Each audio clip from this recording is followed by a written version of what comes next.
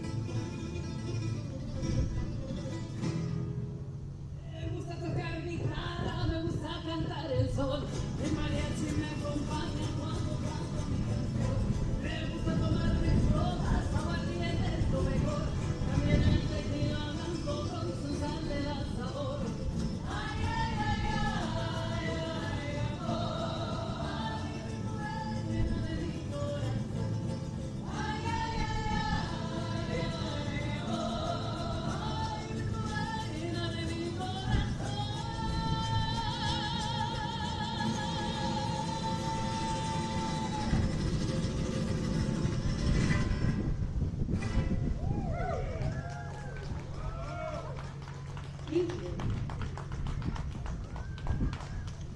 Do you guys know where that song was from? Yeah, Desperado.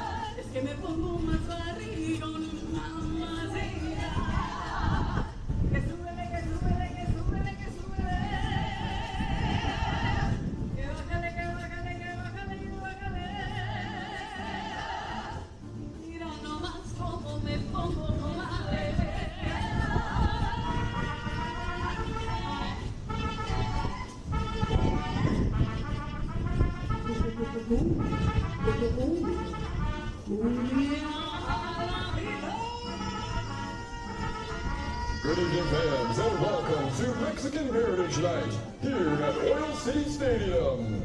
Tonight's matchup features the visiting Griffith Generals and your Northwest Indiana Oilmen. We are thrilled to celebrate the vibrant culture of Mexico right here at the ballpark. Thank you for being here to share in this celebration with us. Before the game begins, we have a few announcements and reminders. We appreciate your passion for baseball and remind everyone to observe proper fan etiquette. The Northern League reminds you to please respect the players, umpires, and fellow fans. Any action that interferes with a ball in play or a player's ability to make a play will result in immediate ejection.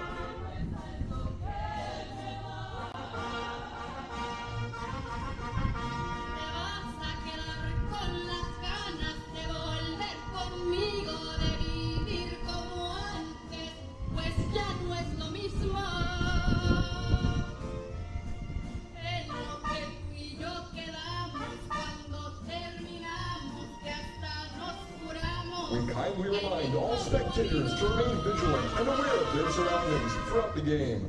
For your safety, be on the lookout for foul balls and pieces of broken bats, which can enter the stands at a high rate of speed. As a reminder, Oil City Stadium is a no-smoking facility. Smoking and the use of electronic cigarettes or vaping devices are strictly prohibited in all areas of the ballpark. Your adherence helps us provide an enjoyable experience for every fan.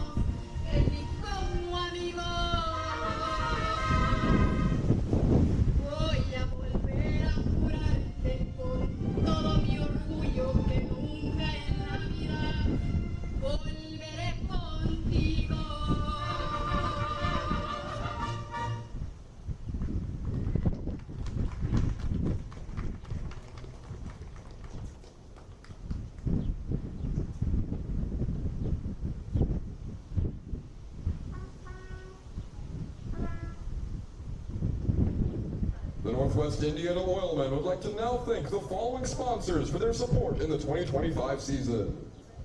BP in Whiting, an energy company with purpose, one that is trusted by society, valued by shareholders, and motivating for everyone who works at BP. A proud supporter of the Oilmen.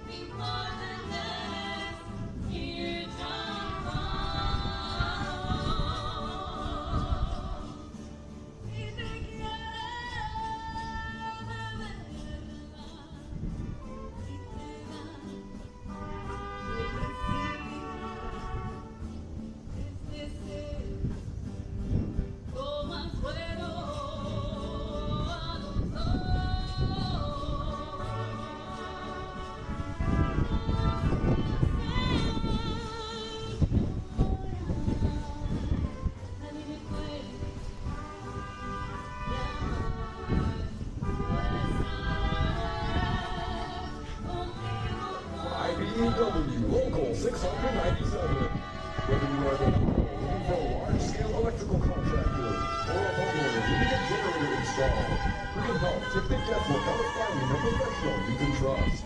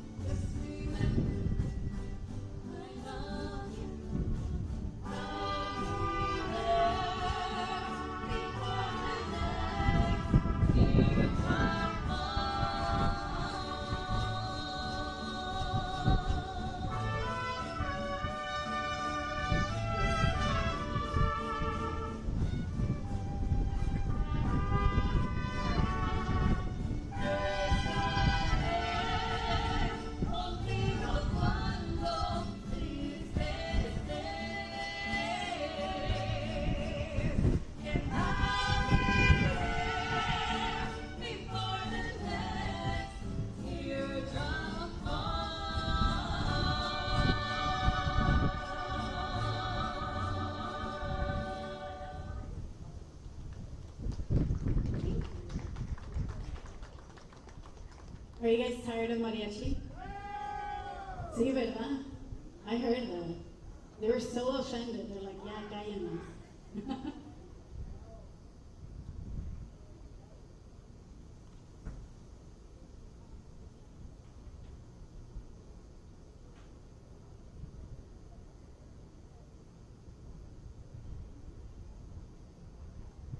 Ironworkers Local 395.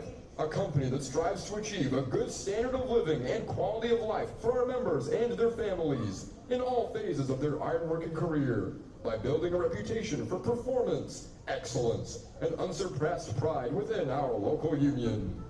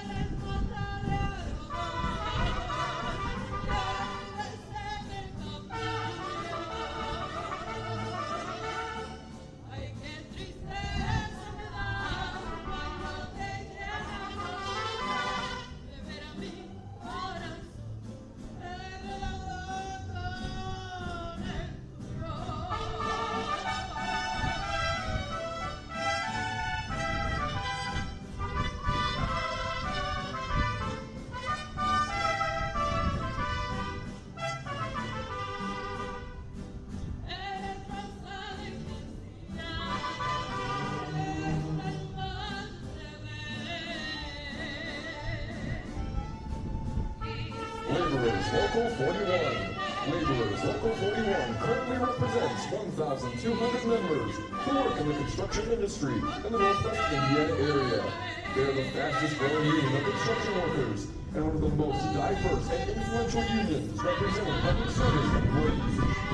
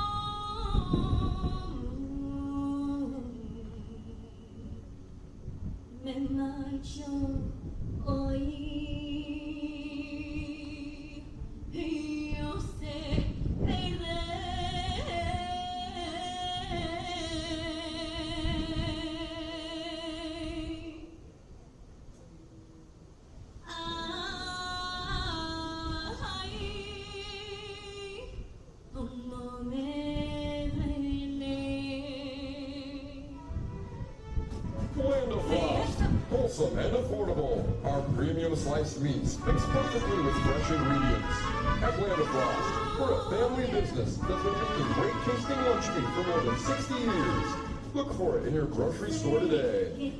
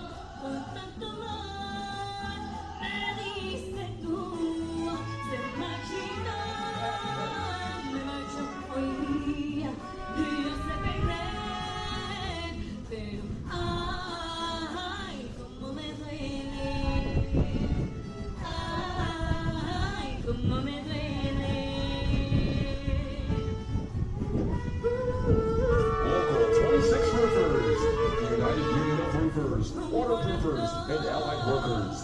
Local 26 has 300 members serving Northwest Indiana. Union roofers have moved from Local 26 work hard to be most efficient at their trade and demand the absolute best quality and service at every job.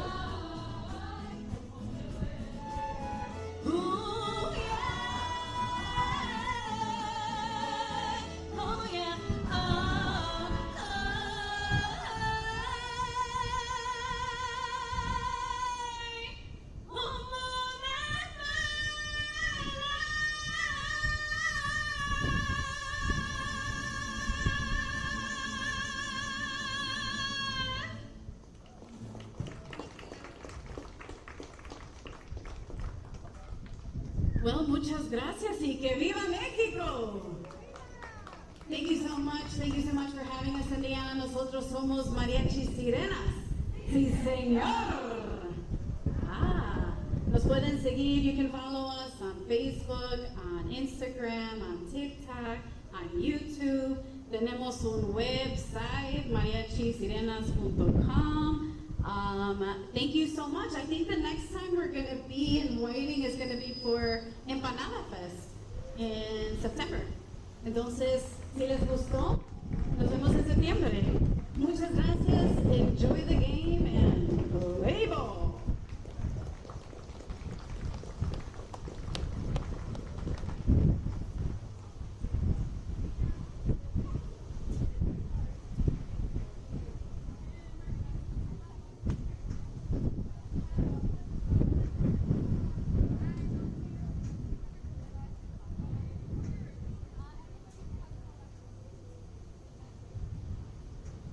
Midwest Orthopedics, to be your best, see the best. Elite and everyday performers from around the world trust our physicians to help them make a fast and complete recovery.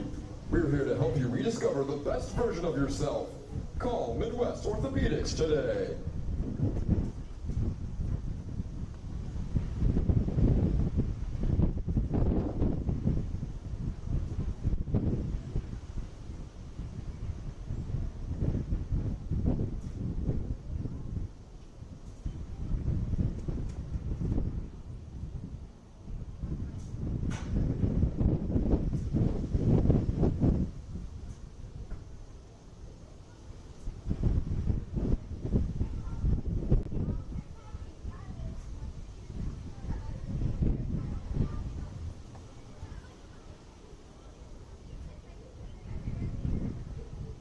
Miller Lite. For a truly great taste without the heavy feeling, have a Miller Lite. They're known for the quality taste that started the light beer category. When you want a real beer taste with fewer calories, reach for a Miller Lite. Please drink responsibly.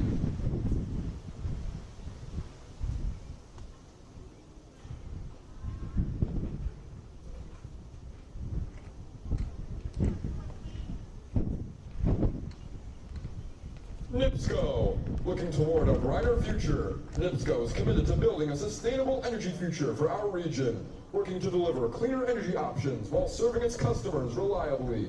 Learn more at nipsco.com. Fans, be sure to stay up to date on all things Oilman baseball by visiting our website, NWIOilmen.com. You can also follow us on Facebook, Instagram, TikTok, and X. Look for @NWI Oilmen.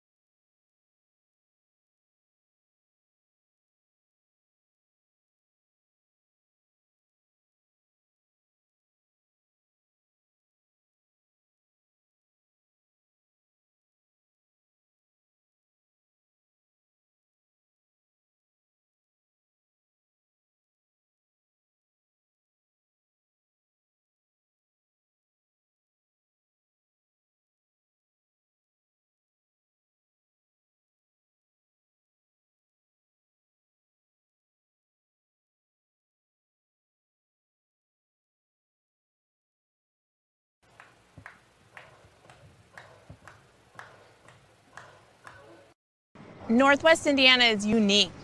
It feels like a family. I'm proud to partner with BP for small business development, for supporting homeless shelters. There are many benefits, not only for job creation, but economic growth and development, their commitment to community. Hear more from Monica and the Whiting community at bp.com/whiting. Who is the IBEW? We're the people who bring the power to your home, the ones who make sure your phone calls and internet keep speeding along. We build things like schools and hospitals.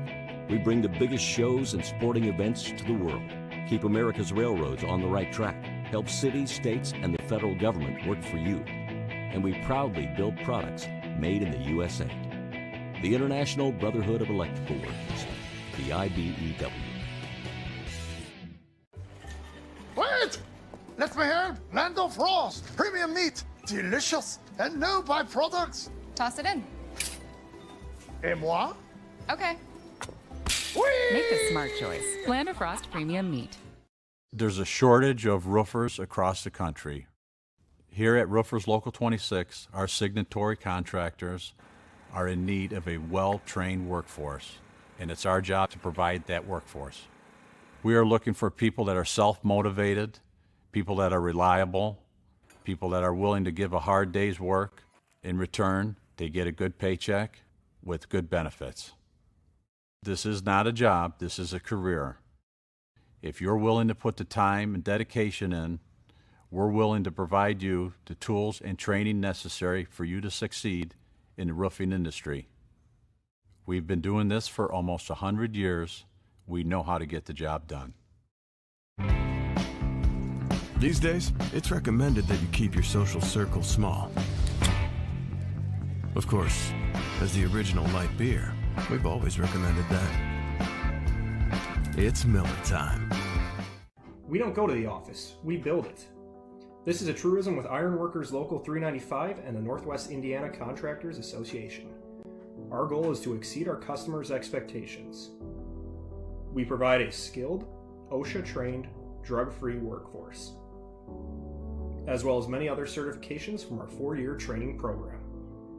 Every time you hire an ironworker from Local 395, you should feel confident that you are receiving highly trained, highly skilled,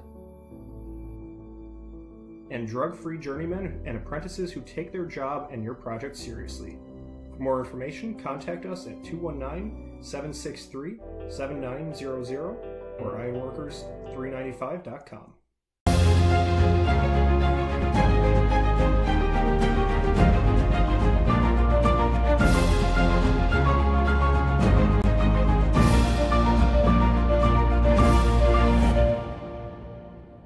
You guys are crushing it. See how 8 grams of healthy protein in Land of Frost Premium Meat gives you energy and keeps you full. Let's get those buns toasted, bread. Cheese, 10 more. Go. I'm getting shredded. Make the smart choice. Land of Frost Premium. There's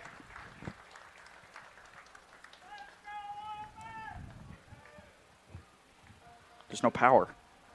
There's no power.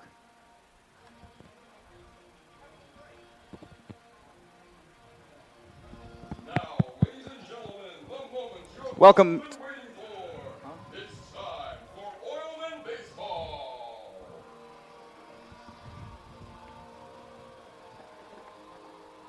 Welcome into Oil City Stadium.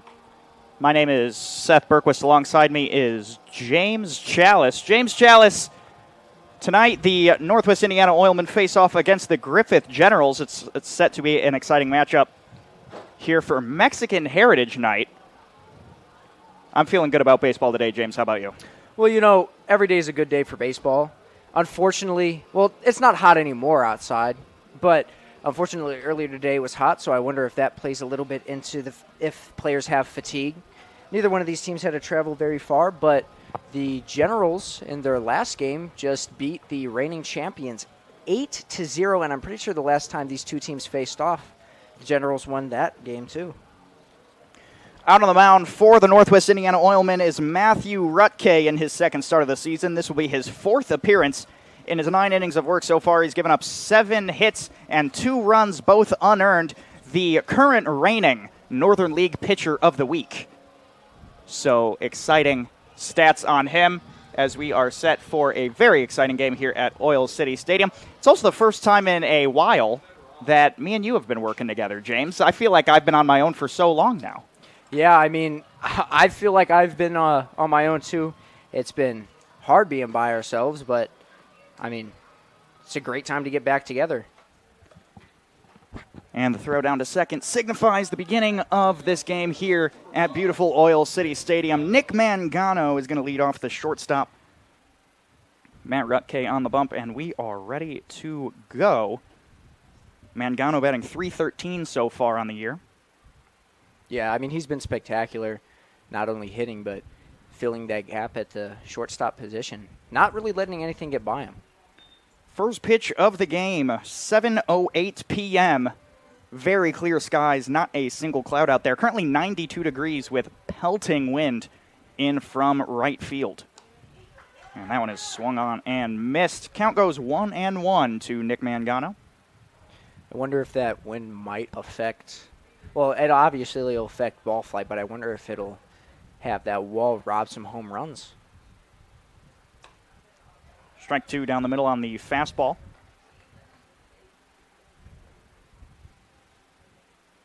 Yeah, this wind is not a left-handed hitter's friend today. No, it is not. I would hate it if I was out there. That one smashed right up the middle over to Nick Upperman in center. And the leadoff, Nick Mangano, makes it onto first safely. I mean, he has been that key for the Generals, and that's the reason why they've been able to win games. Well, their 2 wins are against the Oilmen and the Miracle. So he's been playing a big part on why they've been winning those games. Now runner on first. And pitch one is high to Josh Nobrega in right field.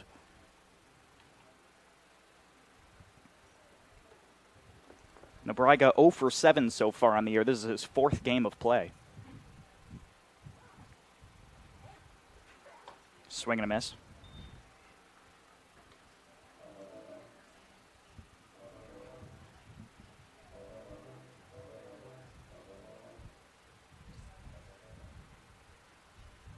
And the 1-1. Strike two on the inside corner. I mean, he wanted that, but that was just an absolutely phenomenal pitch.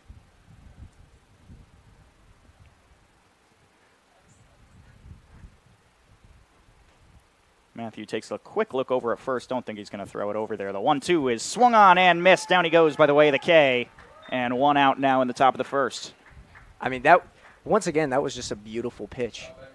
Just able to dip right where the bat couldn't reach it. I mean, it was just phenomenal. Little fist bump there by Combs. Maybe Miller and Combs have a little relationship going on here. A lot of times people in this league are friends from school or somewhere. As that one's grounded over to Hockman at third. He picks it up, looks to turn 2, gets 1, does not get 2.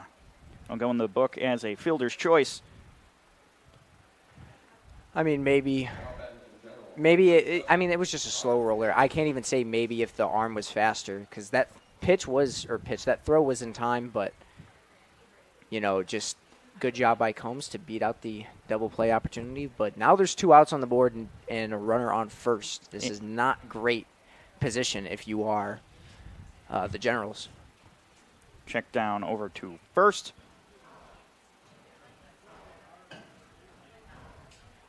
Defensive alignment for the Oilmen, left to right, Thomas, Upperman, and Hartz. Third to first is Nohava, Hockman, Garnica, and Dunn. Behind the dish is Max Miller.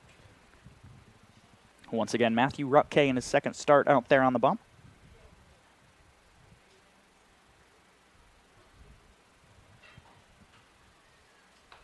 Ball too high, throw down to first. Not in time. And I wonder if they're already anticipating a steal and they just want to cut him off before he can go. Well, he took a big jump. Big jump. I mean, and this team stole a lot versus Elkhart. I don't know how much film they watch, but they stole a lot. Strike one, finally finds it on the corner.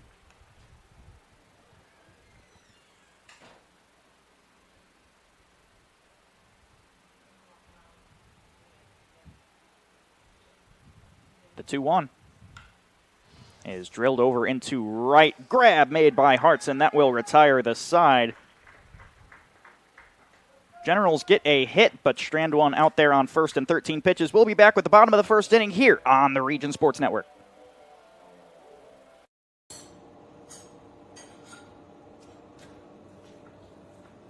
No one ever called it the great indoors. Get out and join us. Our hands are the tools. The outdoors is our office. And our climate control is the climate. We are the Laborers International Union of North America, the best paid, best trained construction professionals in the state. We build Indiana, and we're ready for you to come build it with us. You guys are crushing it. See how 8 grams of healthy protein in Land of Frost premium meat gives you energy and keeps you full. Let's get those buns toasted, bread. Cheese, 10 more. Go. I'm getting shredded. Make the smart choice. Land of Frost premium meat. These days, it's recommended that you keep your social circle small. Of course, as the original light beer, we've always recommended that. It's Miller time. Northwest Indiana is unique. It feels like a family. I'm proud to partner with BP for small business development, for supporting homeless shelters. There are many benefits, not only for job creation, but economic growth and development, their commitment to community. Hear more from Monica and the Whiting community at bp.com/whiting. Welcome back to Oil City Stadium for the bottom of the first. Leadoff hitter is Nick Upperman. I was told today by our social media team that Nick Upperman's girlfriend flew in from Florida today. So this guy better get a hit. I'm telling you right now, Nick, you better do it. I could see her videotaping. I could see her out there in the stands. Yeah, he has a crush in the stands. It's wild. Big swing and miss. He feels the pressure. He feels the pressure. Defensive alignment for the Griffith Generals. Granixny in left, Combs in center, Nobriga in right. From third to first is Smith, Mangano, Delaria, and Jerkadis. Behind the dish is Haffelt.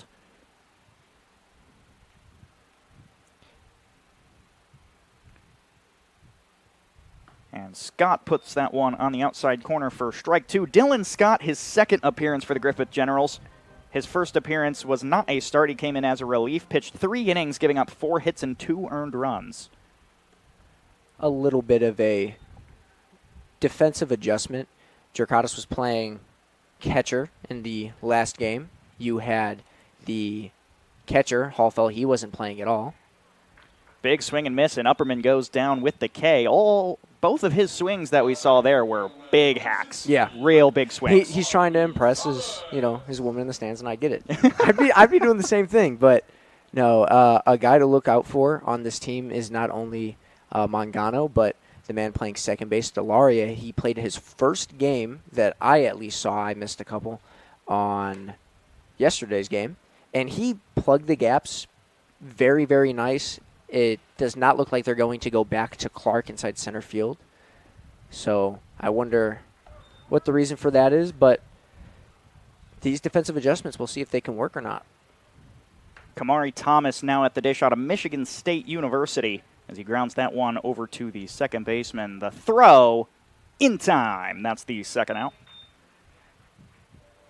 Had to have a bit of a hard throw there with the backhanded grab running towards second base. Impressive play. Yeah, I mean, like I said, watch out for him. He's been playing good inside the fielding aspects. I don't remember what his hitting was in the last game, but his fielding has been nice. That was a very tough play on a slow roller where you have to get up inside and then throw it. Strike one down the middle to Aiden Nohava, who has 2 home runs in his first 3 games as an Oilman. Came to us late after finishing sectionals with Brother Rice. I am still yet to see a home run from Elkhart, the Vikings, or from the Generals. And Aiden Nohava has put 2 over that Crimson Wave sign out there in left field. Really? No doubters. And that one, check swing, went off the bat. It's foul.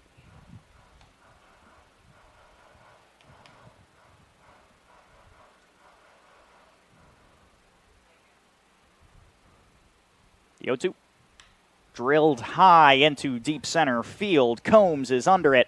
makes the grab and retires the side. 3 up, 3 down for the Oilmen. We come back with the top of the second inning right after this here on the Region Sports Network. We don't go to the office, we build it. This is a truism with Ironworkers Local 395 and the Northwest Indiana Contractors Association. Our goal is to exceed our customers' expectations. We provide a skilled, OSHA-trained, drug-free workforce, as well as many other certifications from our 4-year training program. Every time you hire an ironworker from Local 395, you should feel confident that you are receiving highly trained, highly skilled, and drug-free journeymen and apprentices who take their job and your project seriously.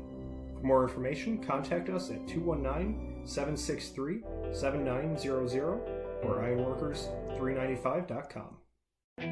Who is the IBEW? We're the people who bring the power to your home, the ones who make sure your phone calls and internet keep speeding along.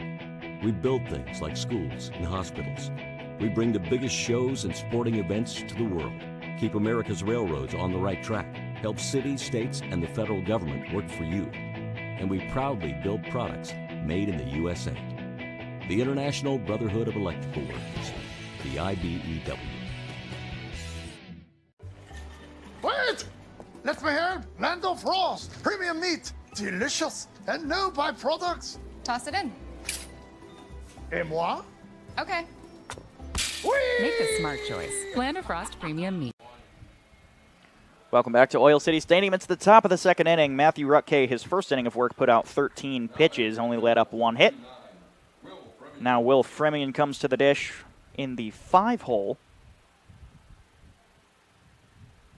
Currently batting 2 for 3. This is his second game played at the plate. That number doesn't sound right. I'm reading it.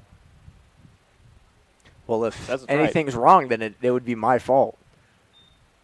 I feel like I've seen Fremian more than once here at Oil City. It's possible that my stat sheet just isn't up to date. It says you guys are 2-4. Is that right? Yeah. All right, then yeah, I guess this is the right win versus numbers. The Oilmen and win versus Elkhart. That one drilled in the gap in right center field. Ryan Hart's trying to cover a lot of ground. It's going to land in between them. Nick Upperman makes the scoop. Throw to second. It might be in time. It's an overthrow, and that's a double for Will Fremian to lead off the second inning. I mean, it's a tough play to make when you got to try to make it in crunch time. So Upperman wasn't able to get in. It hit beautifully between the zone inside Upperman and Hart's. So just a great hit. Now the 6-hole is Camden Smith playing third base today. Yeah, he had a error in the last game. But is he playing third as well over there? Yeah, he's been playing third all season. But he played third all year last year with the Panthers, so I'm not surprised at all. He's designated third. He's been great hitting so far. Hopefully he can keep that up. But he had just one little mishap. It was a tough play to make anyway, just a laser straight to him, and he dropped it. So, I mean, even though it's an error because it was in his glove, it's at the same time, if it's a laser towards you, it's hard to grab. Like, you can't be too upset about it. I mean, you and I are both Cubs fans. Did you see that amazing catch? Oh, my gosh. Oh, my gosh. Hand was at the right place at the right time. That one's drilled out into right field. Ryan Hartz has a beat on it, makes the grab. No tag from third, and that's our first out of the inning. So Smith out there, but, fortunately for him, he's got to look at it as, even though I was out, I was able to make actual solid contact where it went to the outfield. It's not like it was a ground ball or, I got struck out. I flew out to the right fielder. And, I mean, if you can get it more and more each time, one of those times it can be a home run. Jake Granixny at the dish. The left fielder was a Panther last year, so I'm very familiar with his game. So you were the announcer for the Panthers. I was. So you got to see Camden Smith. Saw Camden Smith last year as well. Saw Luke Fasseth, who has pitched for you guys a couple times now. Big lead. Throw over. Oh, no, decided not to throw. He had him beat. Yeah. Had him beat. I mean, that was a huge leadoff. Huge lead. I wonder if he's trying to just get in his head or the pitch. What's happening? Drilled over into right field. Ryan Hartz, it'll drop right before him. Put runners on the corners. a little bit of a defensive mishap. I mean, you can't put that on Hartz. No, Dunn had to run inside. If Hartz would have tried to do that, he would have had to lay out super far, and he could have actually really injured himself. So just let that little blooper go. Nobody was on first. That's probably where he wanted to throw, and he couldn't make that play, so he had to try to hit a cutoff man, but it was too late. Bit of a strategy chat happening out here on the bump. Whole infield came in, except for Hobbs Dunn over there at first. He has no interest in whatever strategy is happening here. He's just there to catch balls at first base. I would say on that last play, it was actually a great play by Hartz, stopping more, bases from being taken for it to be a double or a run scores. He was able to hit his cutoff man to stop runners at their positions. Swing and a miss to Halffelt. Halffelt 2 for 11 so far on the year. It says this is his 4th game played. He was hitting great earlier in the year. I believe earlier in the year he was 2 for 4. Or he was 2 for 6. I don't fully remember. I think you and I covered it on the Northern 9 podcast. We might have. I mean, when you got... Okay. But since then, he hasn't gotten a hit. He hasn't really played much. I guess that's fair. Jerkatis has been playing catcher, and for the life of me... Jerkatis is at first today, isn't he? Yeah, yes, he is. I can't remember for the life of me the first baseman, Steinhilber. He was playing first base, and he was great at first base. So I wonder why they put Jerkatis there. Rutke pitches the slider outside. 1-2 now.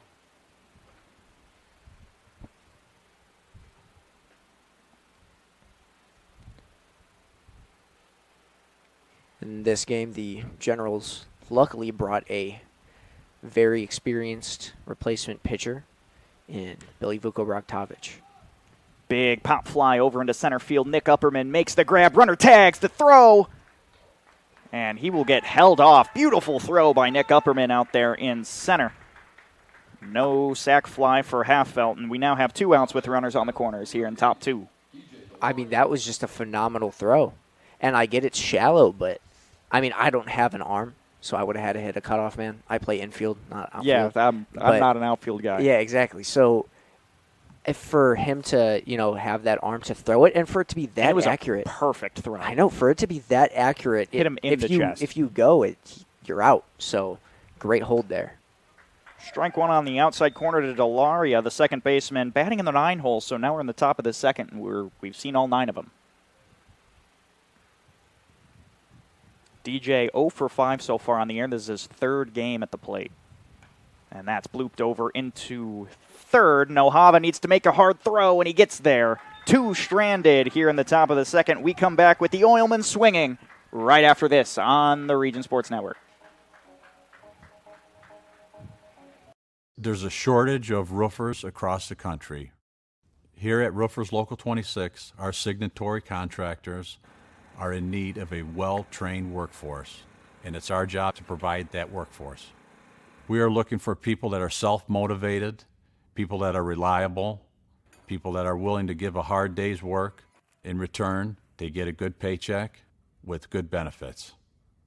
This is not a job, this is a career. If you're willing to put the time and dedication in, we're willing to provide you the tools and training necessary for you to succeed in the roofing industry. We've been doing this for almost 100 years. We know how to get the job done.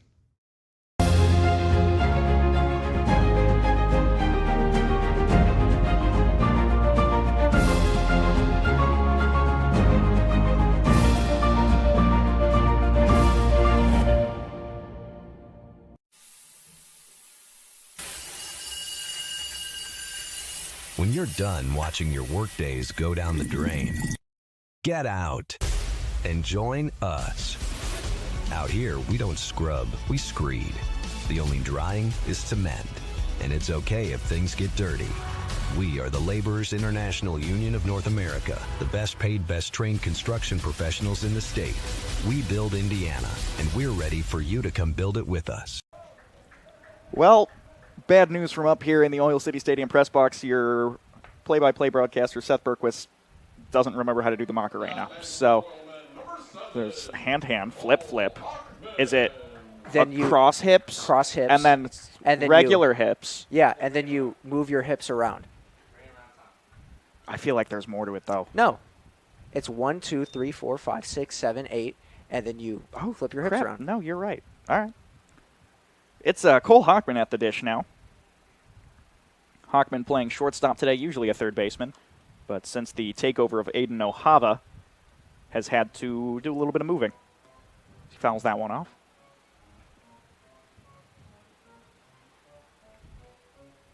Cole Hockman out of John Carroll University, Chicago, Illinois native. Takes that one a little high, buzzes the tower.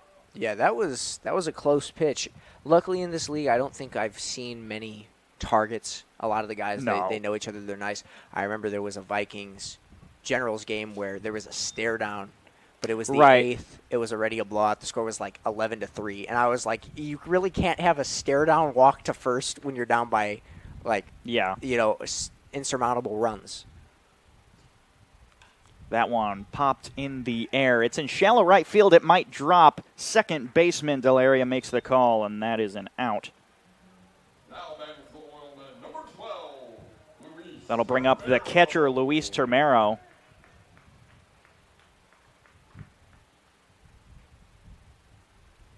And I wonder if this will be a day where catchers can hit good, because that's always a great day of baseball. Yeah, that's true. He's batting 9 for 25. That's a .360 average.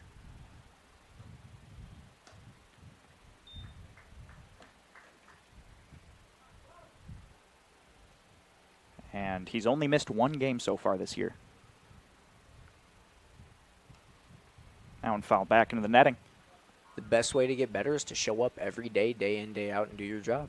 The problem right now that we're facing with this Oilman team is that we have 4 catchers. So there's usually always a catcher in the DH spot, and then we're just kind of rotating them. It's very difficult to get catchers enough playing time right now. Big swing and miss. The Generals, I really don't know what they would not have. They have a good first base crew. Camden Smith sits at third base. He's had only one error all year. We were talking about that earlier in the broadcast. They have a great shortstop. Their fielding side is very good. It's just the hitting that's the problem. The Elkhart Miracle, they don't have a pitcher. I was talking to A.J. Van Bogart, and he was talking to me about that. But, yeah, each team has their own struggles. That one driven on a line out to center field. That'll be a nice little single for Luis Termero to get things moving. So his batting average increases from, you said, what, 360? Yeah, it's going up. Hobbs Dunn comes up to the dish, playing first base today. He's usually over there. Not getting as much playing time as the rest, though. We've got a good number of first basemen. We've got Ryan Groberski. A lot of first basemen on the Generals, too. Hobbs Dunn takes ball one high.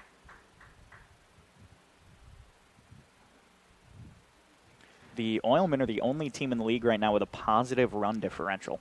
Really? Yep, currently sitting at plus 69. Wow. Yeah, because they've been winning in dominatory fashion. And he's going to get hit by that pitch and make a trot down to first base. Now with 2 on and 1 out, it'll be Ryan Hartz, the right fielder, batting in the 7 hole. Ryan Hartz from Webster University. And I don't know if that was a sound effect that I heard or if I'm losing my mind, but I saw him swing the bat, and I think I heard him swing the bat from up here. I heard the wind move. And that's a grounder into the gap in shallow right field. He's given Termero the green light. He rounds third. He'll hold up. And that ground ball puts runners on all 3 bases to fill him up for the second baseman, Gavin Garnica. Only 1 out on, so this is where the Generals have to be cautious. Generals left 2 stranded in the last game. They left bases stranded 3 times, and they've been doing that a lot this season. So I wonder if they'll be able to drive in their runs to keep up with this high-firing Oilman team. Gavin Garnica with runners in scoring position is batting .500. Yeah, see, that's against a pitcher like Dylan Scott, who, you know, he hasn't been pitching terrible this season, but has not been pitching the greatest. This is not. I mean, his numbers aren't bad by any means. Well, yeah, but against any pitcher that pitches against somebody that's 500 with batters in scoring position that's insane to have in the first place. But big swing and miss. It's hard to. Overall, he's batting .250. So he's just phenomenal whenever people are in running position. Yeah, I guess. Position. And that's a pass ball. Termero decides not to go. Bounced off the brick backstop. And the Generals get lucky with that one. Very lucky. I mean, just pitch got by off of a little bit of a skipper in the dirt. I wonder if Jake Hunt, the head coach, is a little bit taken aback. Last game, the Generals, I think, had 9 strikeouts. I think I also counted that correctly from the stat book. I was reading it here on the broadcast, giving an update, because 7 runs in the first and 1 in the second, as that one is put on a balloon up there in center field. Combs makes the call, and no, it'll be Nick Mangano to make the grab. And now 2 outs here in the bottom of the second. He got somewhat good contact on it, but just way too high of a angle. He had the exit velocity speed, but just shot straight up. But I will say it is hard to catch stuff inside. Like, just when you look straight up, that ball disappears. And now it'll be the catcher, Max Miller, batting in the 9-hole. And he defensive swing fouls that one off. I'm going to be 100% honest with you, James. He's 3 for 17. Okay, he's batting a 176 right now. You're talking to the man who is the voice of the team that has the worst hitting in the league. Oh, and it's drilled right into the glove of Scott. Lasered right up the middle. Dylan Scott says, "Come to daddy," and makes the grab. And we will be back here with the top of the third.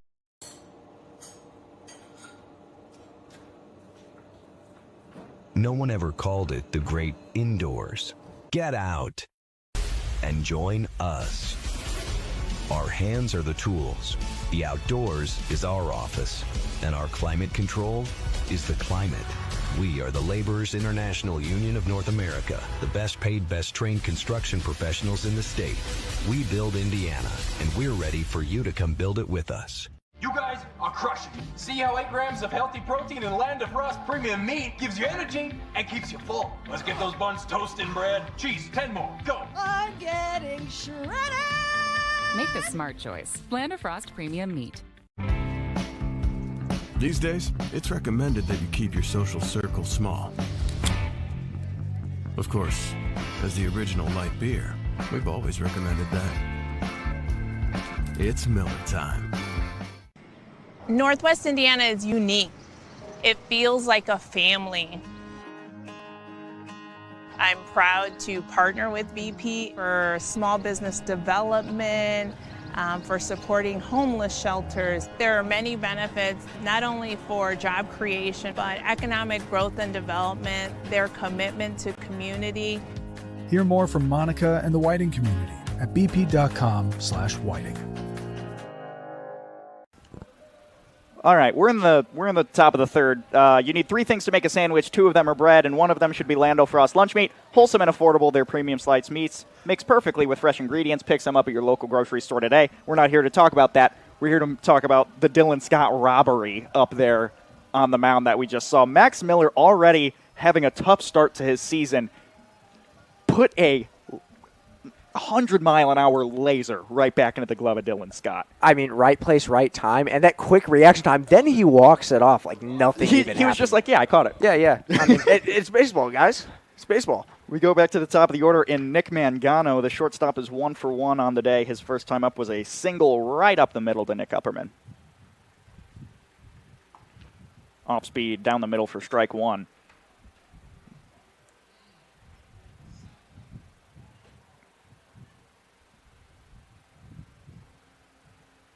Ground ball over third base. Aiden Nohava bobbles it. It's an E5.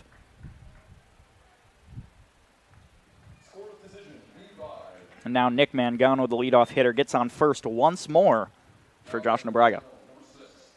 Yeah, unfortunate for the Oilmen that had to be at the cost of an error, but that just shows that if the fielding's down, this game could easily be won by them. Both teams have been leaving players stranded on base, though.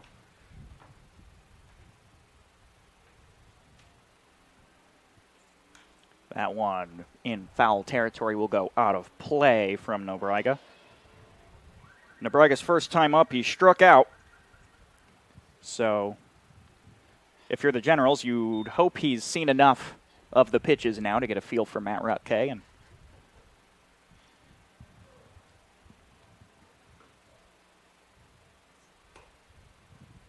ball outside. Miller thought about throwing down to first. I saw a TikTok about this a couple days ago, and this has been in the back of my mind. The more you pretend that you're going to throw down to the base, the more the base runners are going to be looking for it. Runner goes, Rutke throws down, it's fouled. And now Mangano will make the trot of shame back to first. But at the same time, I feel like, well, I don't have TikTok, so I wouldn't have been able to see it. But, I mean, at the same time, I'm a big person with no matter what the base runners do, they can get inside the head. And I feel like if you are pitching and you're trying to make them think that you're going to check it back to first or you're going to throw to second to try to tag them out, whatever it is, that's going to make you lose your mind a little bit, and your throw might just be a little bit off to walk a batter. And that's a grounder over. It looks like it'll land foul. Nojava picks it up in foul territory. Smart play by Nojava to let it roll. And we will do the 1-2 again. I'm talking more from like a catcher's perspective, like going for a back pick.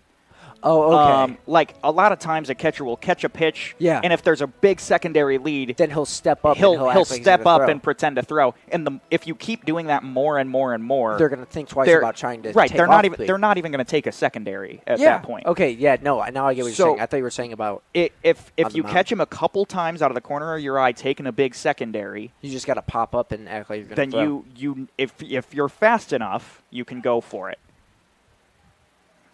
Count now 2-2. And you heard it here, folks, from the man that actually was a catcher. So he might know what he's talking about. I know what I'm talking about. So, like, Miller has now thrown down already once and pretended to throw twice. So 3 times now in the first 2 innings. That one's grounded to Nojava at third. He'll make the play at first and gets him out. So Mangano moves on to second. I mean, just textbook play. Wouldn't be able to get the double play, I might add, because, you know, either runner would have been safe on first or runner would have been safe on second, and I feel like Mangano would have beat out that throw either way.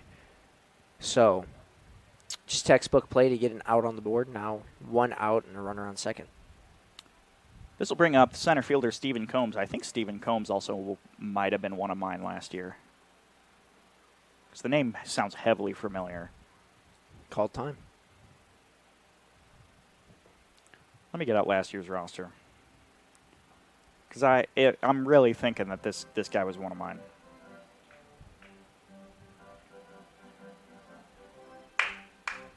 Yeah, Stephen Combs wore number 19 for the Indiana Panthers last year. And now he's wearing, I believe, number 8. Yes. Last year finished with an average of .364. That's nice. That's heavy. That's pretty good. Grounds that one right back up to Rutke. They look like they're going to catch him in a rundown. No, he decides to throw to first instead. What is with these pitching performances, man? Like, I'm proud of Rutke for making that grab, right? But at the same time, you had Mangano stuck at second. You throw down to second, and he's caught in a pickle. Yeah, but there was no reason to throw to first. And now in a 2-out situation, you got a runner. You have a go-ahead runner. Yeah, and it's a fast guy in Mangano. Mangano's quick. So I don't – props for just taking the safe way out. If you can't make the decision, make the easy play. Jerkatis is batting .250 on the year. Maybe a little bit of dirt caught in the eye of Max Miller behind the dish there. Jerkatis 2 for 8 so far in the year. That says this is his 3rd game played. His first time up, lined out to right. Cannot do that. Usually a line out to right would be great, because then it is allowed for a sac fly or whatever it may be, but can't do that here with 2 outs on the board. Gets the strike there. Rutke really needing the punch out here. Let's not leave anything to the fielders. While they are strong fielders out there today, I think Combined errors for the Oilmen here probably lower than any other fielders. That one called a strike. In a situation like this, I think as a pitcher you take matters into your own hands. Utilize that nasty slider he's got and probably get that swinging K. I mean, that slider's amazing. If he can get him on a chase to end the inning, that's a great momentum booster. It's a grounder over to Garnica. It just gets past the glove and it scores a run. So, I mean, Generals go up first. And this has been what this team does. This team has been, a high-run team. They've been able to get ahead inside the first few innings, and then they, stop putting up runs but still hold runs usually. But we have no idea how this game is going to go. Ball 1 to Will Fremian, 1-for-1 with a double into center. I say it on every broadcast, and I'll bring it up again. Whoever is leading first, whoever gets that first run in the game, is usually the team to win the game. Usually. There was one time where Hammond... Unless it's the Vikings. The first time we played the Vikings, we were down like 6 or 7 and came back in the 7th inning and pummeled them. So, wait, they were down 6-7?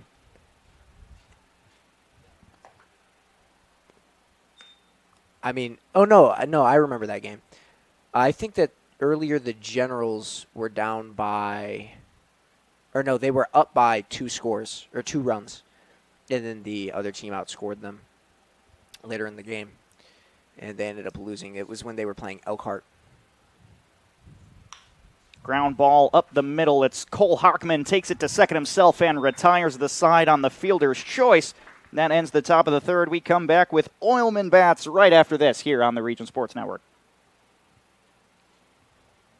We don't go to the office. We build it. This is a truism with Ironworkers Local 395 and the Northwest Indiana Contractors Association. Our goal is to exceed our customers' expectations. We provide a skilled, OSHA-trained, drug-free workforce, as well as many other certifications from our 4-year training program. Every time you hire an iron worker from Local 395, you should feel confident that you are receiving highly trained, highly skilled, and drug-free journeymen and apprentices who take their job and your project seriously. For more information, contact us at 219-763-7900 or ironworkers395.com. Who is the IBEW? We're the people who bring the power to your home, the ones who make sure your phone calls and internet keep speeding along. We build things like schools and hospitals. We bring the biggest shows and sporting events to the world, keep America's railroads on the right track, help cities, states, and the federal government work for you. And we proudly build products made in the USA. The International Brotherhood of Electrical Workers, the IBEW. Wait! Let me help! Lando Frost! Premium meat! Delicious! And no byproducts! Toss it in. Et moi? Okay. Whee! Make the smart choice. Lando Frost Premium Meat. Bottom of the Lando Frost third inning. Nick Upperman now at the plate. Score is 1-0, by the way. Score is 1-0, by the way. Strike one inside. With the Generals the Generals up. I don't know where this team came from, and I know that sounds wild. You guys had a rough start. They're only up by 1. It's 1-0 inside the third, but at the same time, this team, they weren't doing this at the start of the year. They're 2-4. Well, I mean, yeah, you were at the bottom of the league, Elkhart County Miracle. Wow. Former Northern League champions. I think they were 2-1 to start the year. I think they were as well. And now they're 2-5. Their pitching staff has been pretty thin, though. This will bring up the D1 Kamari Thomas. 0-for-1 on the day. If you want to hear more about the differences in the pitching on the teams, I think that'd be a great episode on the Northern 9 podcast. That would be a good episode on the Northern 9 podcast. You can find the Northern 9 podcast on your team's Facebook page every Tuesday. I think That one's called strike, and it's a stolen base for Nick Upperman, brought to you by BP. For maximum speed and efficiency, look to BP in Whiting, an energy company with a purpose. And they are lucky that that pitch was not super far away from not only the catcher. The catcher was able to corral it, and then Hallfeld tried to throw, and it was just a little bit off from Montana. Yeah, the throw was a tad offline. Strike in there. Either way, I feel like the stolen base still would be right there. I don't think he would have tagged him out in time.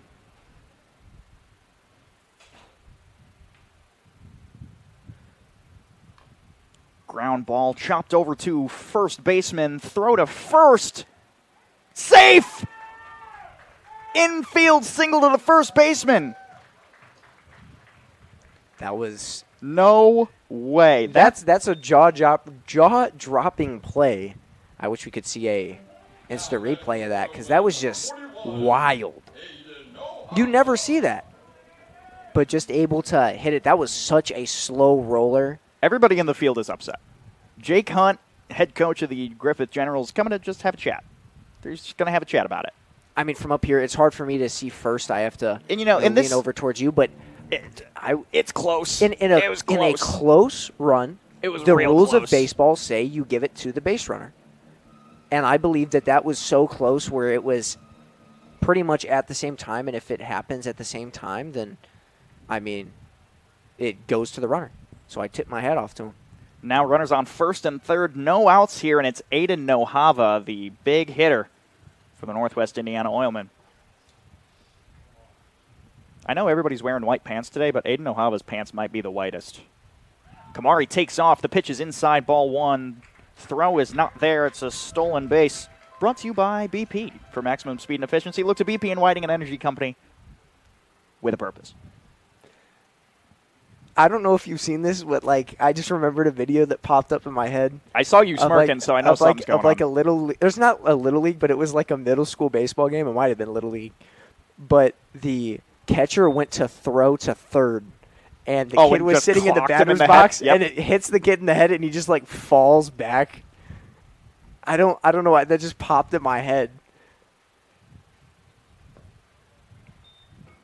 Ball low and away. Count now 2-1. Nohava's first time up flew out to center field.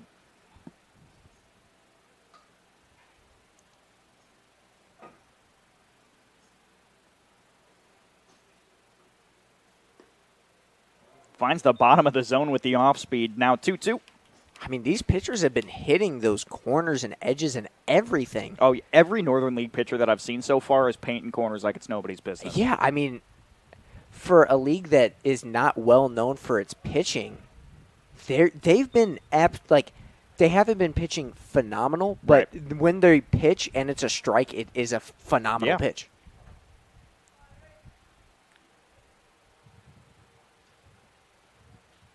Now a full count with no outs, runners in scoring position for a hitter most likely up to the challenge. Takes that one inside. He'll take the walk over down to first. Now no outs and bases loaded for Cole Hockman. Sticky situation. Cole Hockman slugging at .420. If you're Dylan Scott, this is a sticky situation to be in. Hockman popped out in the infield his last time up.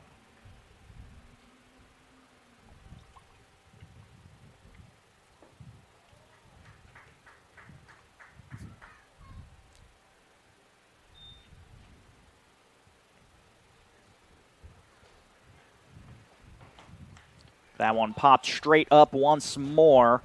It might land out in right field. If runners fall, it's dropped! Run scores, and the game is tied at 1.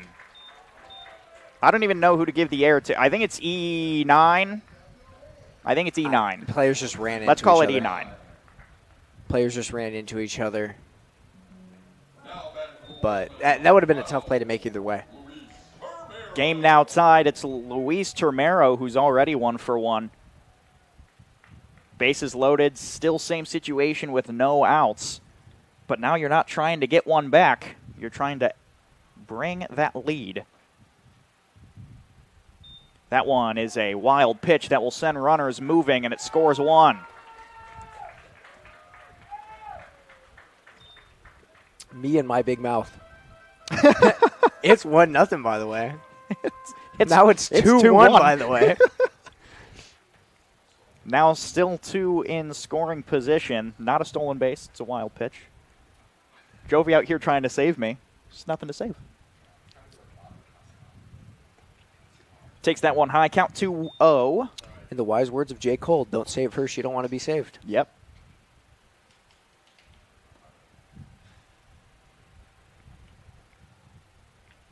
So, yeah, Luis Tomero's another catcher who's batting on the DH, just as we had previously talked about. Just catchers always have to be, when you have 4 of them. You got to at least move around. Yeah. You have them do something.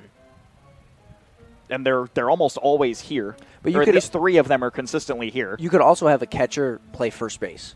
Your catcher can play first base. I mean, you can. And your first base, I don't know about first baseman playing catcher. Catcher's a very hard position. And Luis Tomero takes an easy ball 4 over onto first base. And the first baseman, Hobbs Dunn, will come to the dish without an official AB yet today. Was hit by a pitch his first time out. We'll get a mound visit here from Jake Hunt. I don't think you pull the guy. No, but I know that they have, I believe that's Vuko Braktovic sitting over on a chair. Well, I mean, don't you think he would probably be, like, warming up first? Yeah. Like, there's a bullpen for him out there. I think that they were probably trying to hold him until the end of the 4th. Yeah, like give him the 4th or 5th. Don't make him stretch thin, but at the same time, like if you're going to keep on walking guys. Yeah, because if Vuko is like your only reliever for the day, it's not going to do your team any good. I believe in the one game he went to like 120 pitches. Yeah, but with this Oilman team, I mean that could be 3 innings. Yeah. Well, once your arm starts to get tired, 40 pitches an inning right there. Once your arm starts to get tired, it's hard to pitch. I wish that they had Brendan Smith on the mound, who had a great game. Smith's a dog. He had a great game. Let me just look up to see what he did inside his last ball game, which got called short inside the 7th inning. They played. It was the top of the 7th, I believe, so they played 6 innings. Hobbs Dunn takes strike 1 as play resumes. Hobbs from Cumberland University is an Elwood, Illinois native. That one popped straight up into the air. It's in foul territory. Camden Smith not able to rob the ball over the wall.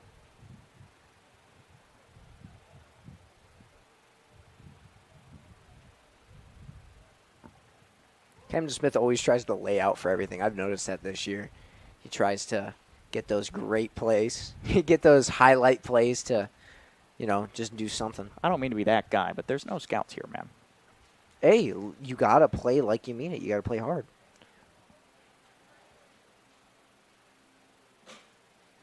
Hobbs Dunn fouls that one off as well. Count stays 0-2.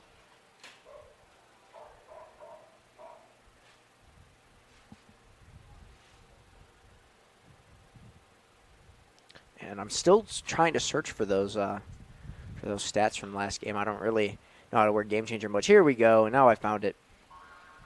He threw 87 pitches in that game, faced 21 batters. 21 batters and 87 pitches. That would be an average of 4.1 pitches per batter. Grounder over to the first baseman. They decide not to throw home for the force out. They get the out at first, and the run will score.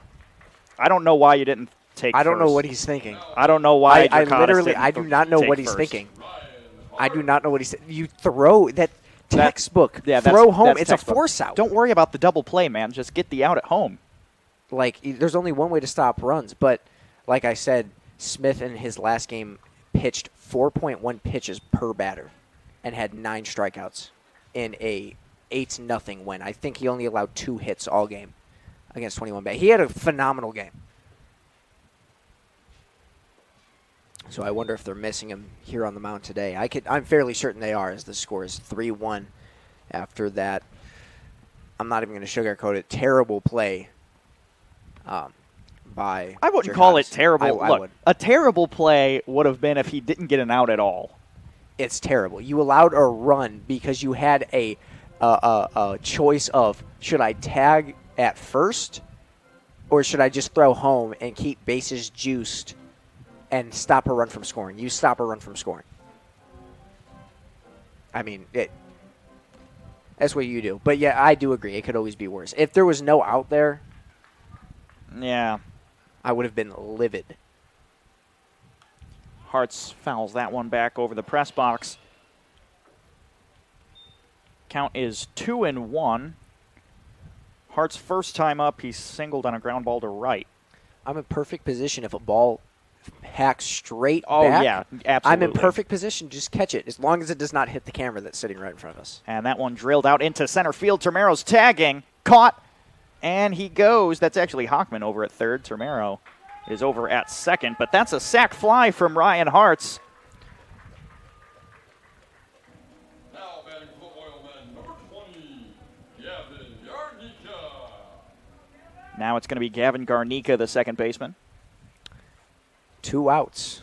This is a very, very bad ball game now for the Generals, and they need to get those runs back up and lead a charge. No, it's the third. It's the third. There's time. Well, yeah, but what we've seen in this league is most teams start slowing down. I know the Oilmen don't, but most teams start slowing down after about the fifth or sixth. Fine strike one on the inside corner. Nasty off speed there.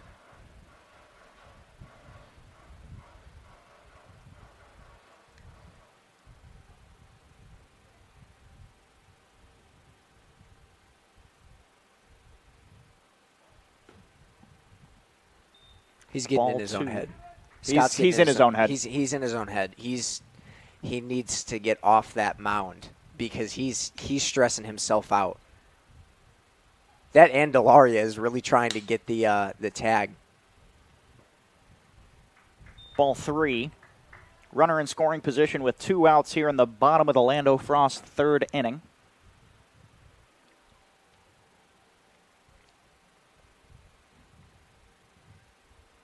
The 3-1 in the dirt, and Gavin will take a walk.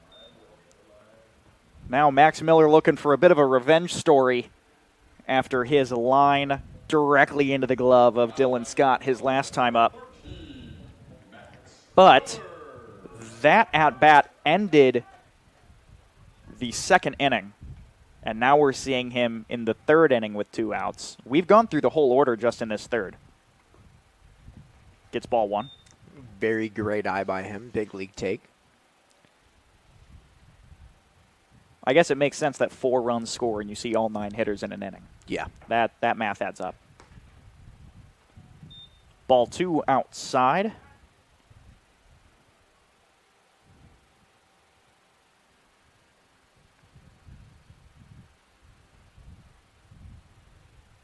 Two-0 is put outside once more. 2 on, 2 outs. Oilmen with a big 3-run lead.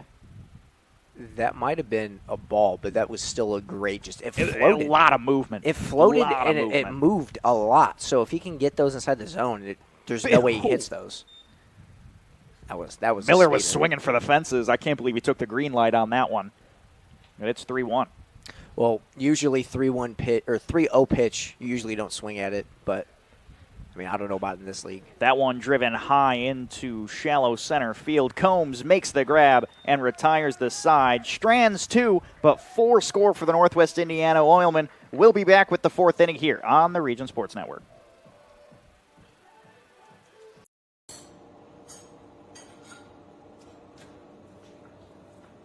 No one ever called it the great indoors. Get out and join us. Our hands are the tools. The outdoors is our office. And our climate control is the climate. We are the Laborers International Union of North America, the best paid, best trained construction professionals in the state. We build Indiana, and we're ready for you to come build it with us. You guys are crushing it. See how 8 grams of healthy protein in Land of Frost premium meat gives you energy and keeps you full. Let's get those buns toasted and bread. Cheese, 10 more, go. I'm getting shredded. Make the smart choice. Land of Frost premium meat. These days, it's recommended that you keep your social circle small. Of course, as the original light beer, we've always recommended that. It's Miller time. Northwest Indiana is unique. It feels like a family. I'm proud to partner with BP for small business development, for supporting homeless shelters. There are many benefits, not only for job creation, but economic growth and development, their commitment to community. Hear more from Monica and the Whiting community at bp.com/whiting. Welcome back to Oil City Stadium. Top of the 4th inning. Matt Rutke still out there on the bump. 42 pitches in his first 3 innings of work. Not bad numbers there. I see he's still waiting for a catcher because Max Miller was the last out for the Oilmen, so he's still got to get pads on. Nate Brumfield is behind the dish, just waiting for him. Rutke wants to throw, man. Get out here, Max. And here he comes.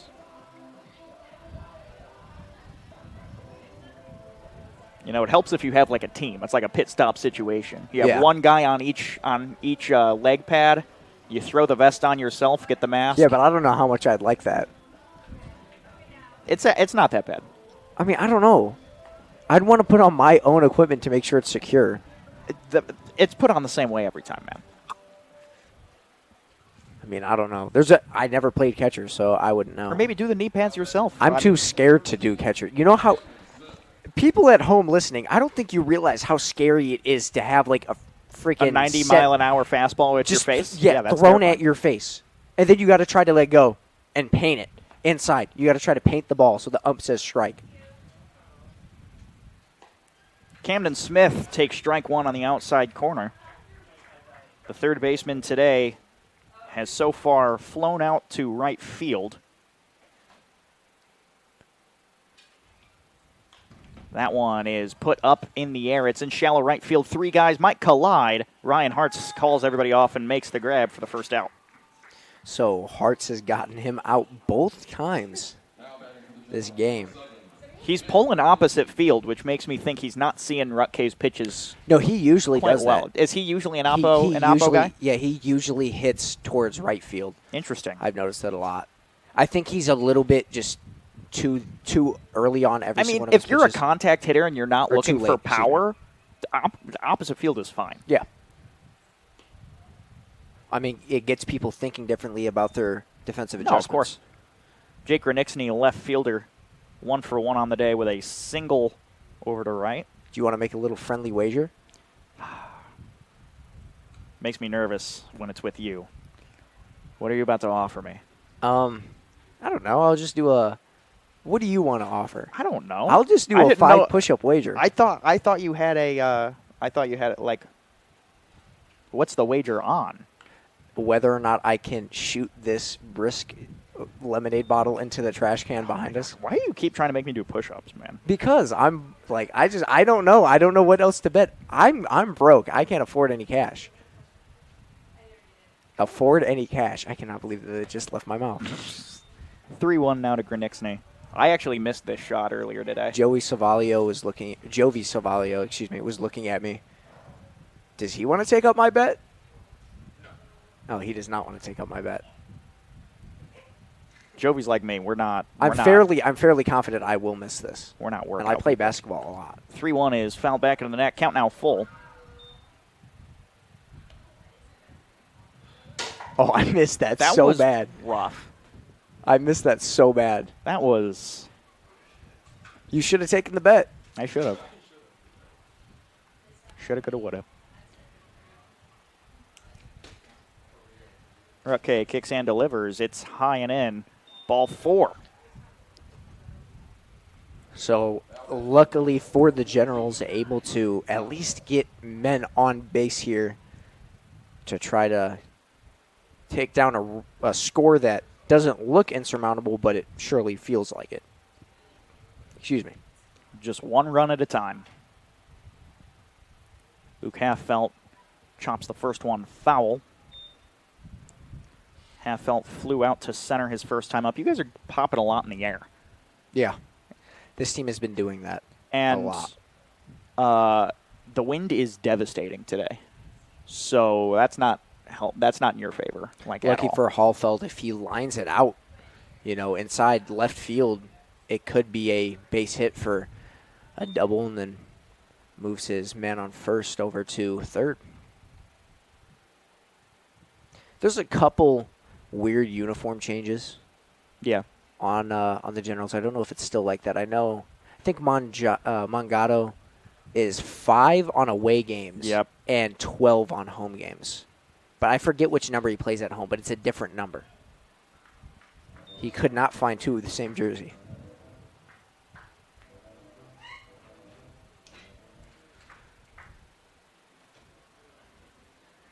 Now 1 out with Graniczny on first. The 2-1 is inside for ball 3.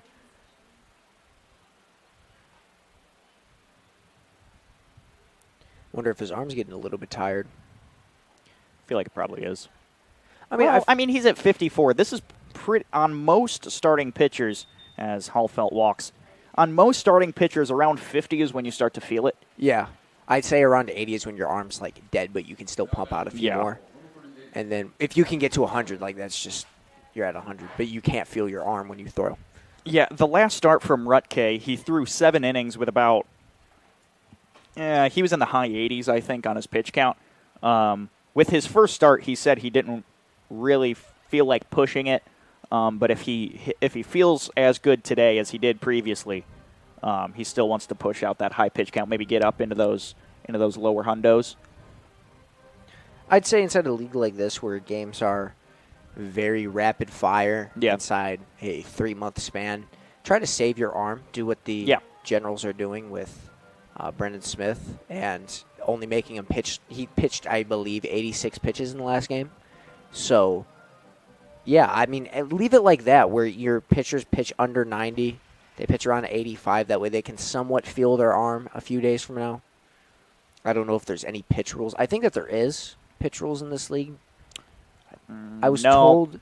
I've seen a dude throw 180 pitches in a week. Really? Yep.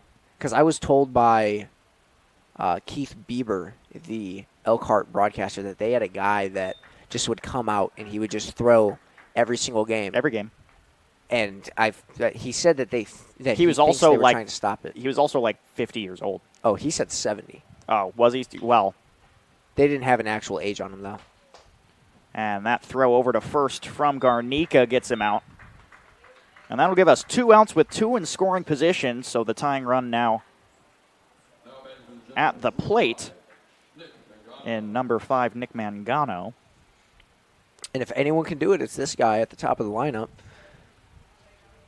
I mean, playing great inside shortstop. I wonder if he can, find a gap inside the field.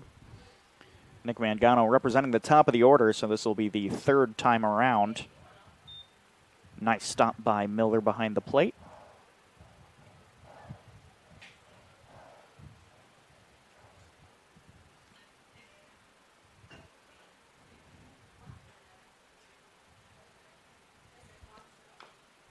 Fouled off to the left side. Count 1-1.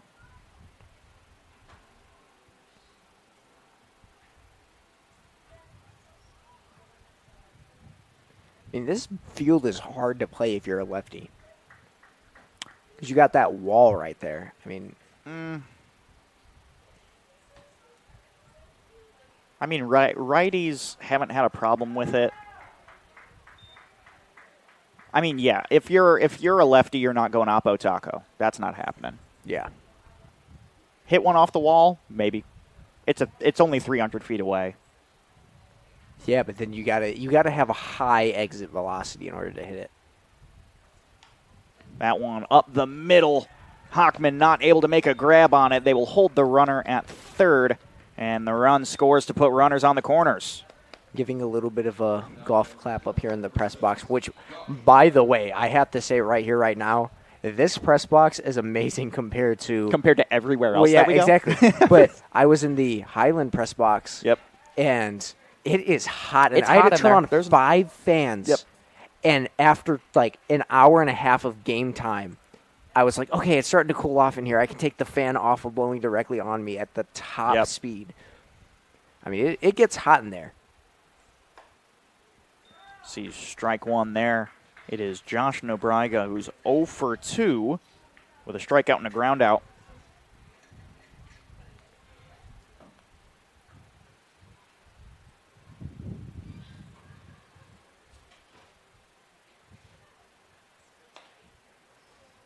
That one outside. Rutke, I don't know if it's a mental thing, physical thing. I think he's starting to have trouble placing these pitches. He's thrown 21 just in this 4th inning. I'd say you have 2 outs on the board, 1 out left. If his arm is starting to bother him, unless it's like starting to be a medical thing, just let him pitch till the end of the inning. But that was a great pitch there by him, able to paint it on the outside corner. Yeah, outside wall. You know, when pitchers start getting into those high counts and then it's a fatigue thing, I mean, even if it's a mental thing, the more pitches you throw, as I'm trying to do many things at once here. Yeah, game changer is hard to do while you call. I'm trying to do many things hard. at once here. The more you throw, the harder it is to place your pitches, and balls are going to get smashed. That's why you'll see the guys that throw fast and paint great. That was a great stop there, by the way. Max Miller stretching out for that one. That was a great stop. I don't know the plays that we've been seeing. I'm kind of not flustered, but taken aback by it. Now the count is full with 2 outs and 2 in scoring position. Tying run on second base. Let's see if Nobrega's up to the challenge. The payoff fouled off the knob of the bat. So a little bit of a bailout by Rutke. Not something you see every day. I mean, he's lucky that it didn't hit him in the hands. Yeah, I mean, I know that's not a good feeling. It probably still stung him a bit. Yeah, because it that feeling shakes on your the bat. hands, yeah, that's not a good feeling. Although they're using wooden bats. If it was metal, if it was metal, oh my, he'd be feeling it. That one is popped out into right field. Hartz waves the arms, makes the grab. 2 stranded here in the top of the 4th. It's still 4-2 Northwest Indiana Oilmen when we come back on the Region Sports Network. There's a shortage of roofers across the country. Here at Roofers Local 26, our signatory contractors are in need of a well-trained workforce, and it's our job to provide that workforce. We are looking for people that are self-motivated, people that are reliable, people that are willing to give a hard day's work. In return, they get a good paycheck with good benefits. This is not a job, this is a career. If you're willing to put the time and dedication in, we're willing to provide you the tools and training necessary for you to succeed in the roofing industry. We've been doing this for almost 100 years. We know how to get the job done.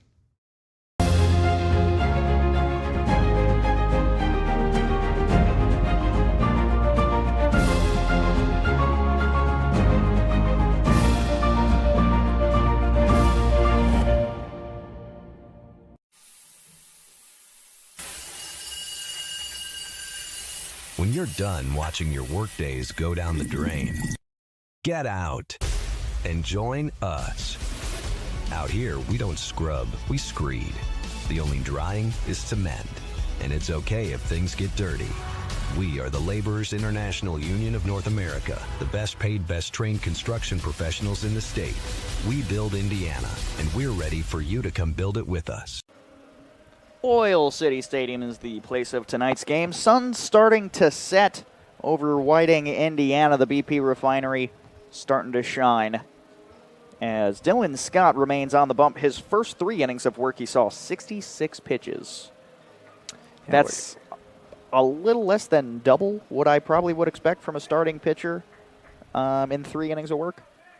Yeah, I mean, not pitching great, but this is a hard team to pitch against. They did score 4 runs. So on 3 hits. On 3 hits. On 3 hits. Yeah, see, that's bad. he kept on getting him to full counts, though, and then walking him. So that's another reason why his pitch count is so high. Get strike one on the inside. Yeah, he's walking a lot of guys. Yeah, that's not something that you want to see. Nick Upperman 0 for 1 on the day as we hit the top of the order. 0 for 1. Didn't he have a big strikeout? Huge swinging strikeout his first time up. His last time up, he was hit by a pitch.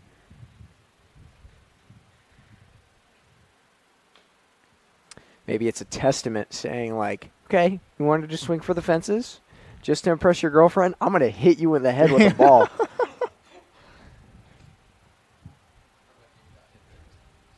I'm just trying to see what he's going to do here.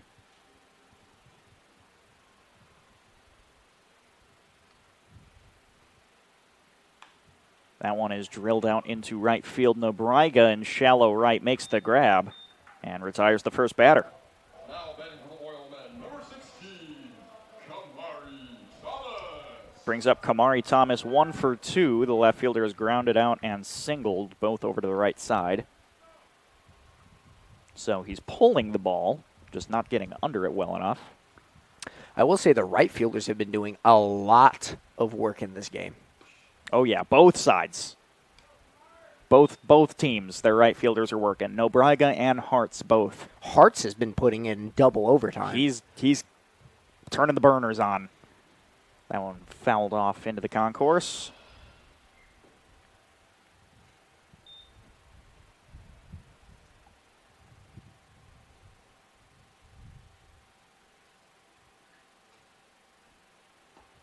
Big swing and miss. Count 1-2.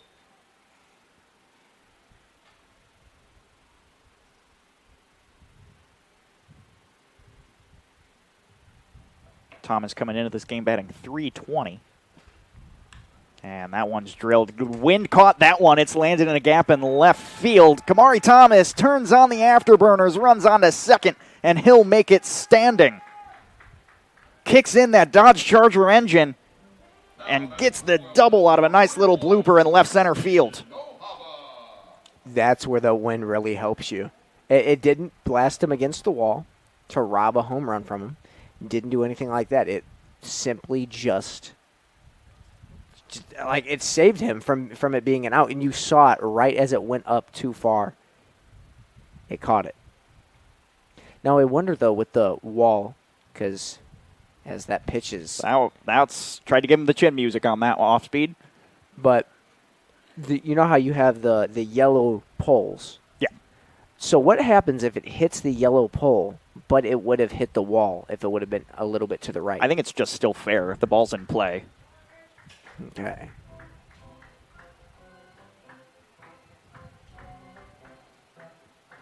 Oh, my eyes are playing tricks on me. The little netting, if you will, is above the wall. Yep. I was thinking because the netting is in front of us, the foul netting. Yep. I was thinking that the netting was lined all the way down to the green wall.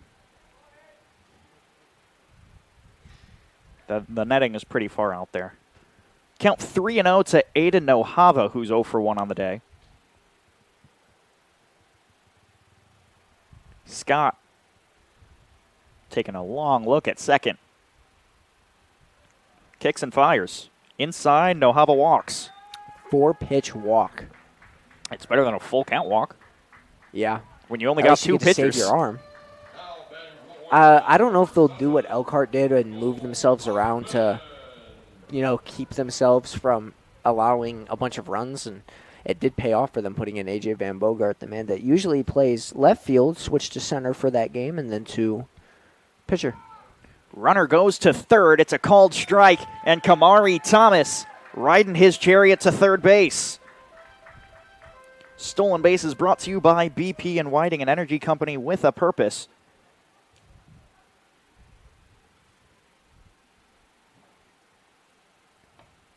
And he had a moonwalk out of that one. I mean, I don't see why all these pitches are way inside, about to hit the batters, and this is not a good look for Dylan Scott. Ball outside. Count now 2-1. Oilmen up by 2 with 2 in scoring position. Yeah, Generals really need to do something here. Able to get a run up inside the top of the fourth to try to peck away at this lead that the Oilmen hold. Drilled over the shortstop's head. That'll score one. They're giving Nojava the green light to score two. And on the throw, it's an error. Nope, that won't be an error. It didn't touch his glove. Well, I mean, it didn't touch his glove, but also he advanced on the throw anyway. Nope, that's not what I wanted. So it's still a single, but he advanced on the throw from center to home is what I'm saying. He would have advanced no matter what. Now the error it's a doesn't 6-2 game, though.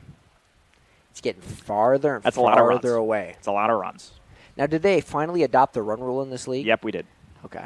Do you know what the run rule is? The typical 10 runs after 7. It wasn't, well, for college ball, that's the normal. It wasn't 10 runs after 7 in the Elkhart game, and it was 8-0. Well, didn't your game end early because of an umpire medical issue? He did go to the hospital after getting hit twice. Yeah, I don't think... It was right after he got hit, too. So, yeah, they probably ended the game because the dude couldn't feel his arm. I wonder if he's okay. I really hope. Fouled off. Count now 1-2.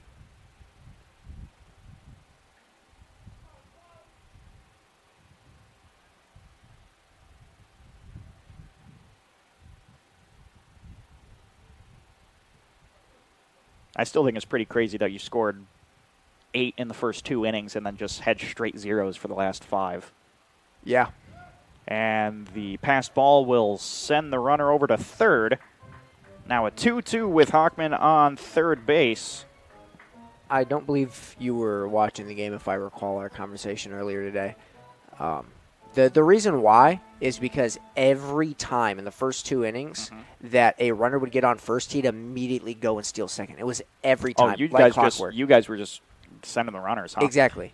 That one drilled high into deep left field. Luis Termero will not get it over the wall. Graniczny makes the grab with Hockman tagging up. It'll go in as a sac fly. Termero remains 1-for-1 on the day. Good work to bring in the run. It's 7-2. Now with 2 outs and nobody on, it's Hobbs Dunn who's 0-for-1 on the day. It's a 5-run game, James. It's a 5-run game. And keep in mind, this is all because of my big mouth. Every time I say, oh, they're doing something right, they do something wrong. Hobbs Dunn puts that one in shallow center. It's Mangano who makes the call and makes the grab. 3-run score for the Oilmen here in the bottom of the 4th. It's the 5th inning when we come back on the Region Sports Network. We don't go to the office, we build it. This is a truism with Ironworkers Local 395 and the Northwest Indiana Contractors Association. Our goal is to exceed our customers' expectations. We provide a skilled, OSHA-trained, drug-free workforce, as well as many other certifications from our 4-year training program. Every time you hire an iron worker from Local 395, you should feel confident that you are receiving highly trained, highly skilled, and drug-free journeymen and apprentices who take their job and your project seriously. For more information, contact us at 219-763-7900 or ironworkers395.com. Who is the IBEW? We're the people who bring the power to your home, the ones who make sure your phone calls and internet keep speeding along. We build things like schools and hospitals. We bring the biggest shows and sporting events to the world, keep America's railroads on the right track, help cities, states, and the federal government work for you. And we proudly build products made in the USA. The International Brotherhood of Electrical Workers, the IBEW. Wait! Let me help! Land of Frost! Premium meat! Delicious! And no byproducts! Toss it in. Et moi? Okay. Make a smart choice. Land of Frost Premium Meat. Here in Northwest Indiana, whether the game's heating up or the sun's going down, there's nothing quite like finding yourself in the right place with the right choice in hand. And for many of us, that choice is a cold Miller Lite. Great taste, less filling, please. Drink responsibly, celebrating 50 years of Miller time. Fifth inning of Oilman baseball brought to you by our friends at Miller Lite. Stephen Combs is going to lead off the top of the fifth inning. James, I don't know what's going on over there, but it's making me uncomfortable. Nothing. Don't worry about it. Off? Don't worry about it. I was just I was thinking of something funny.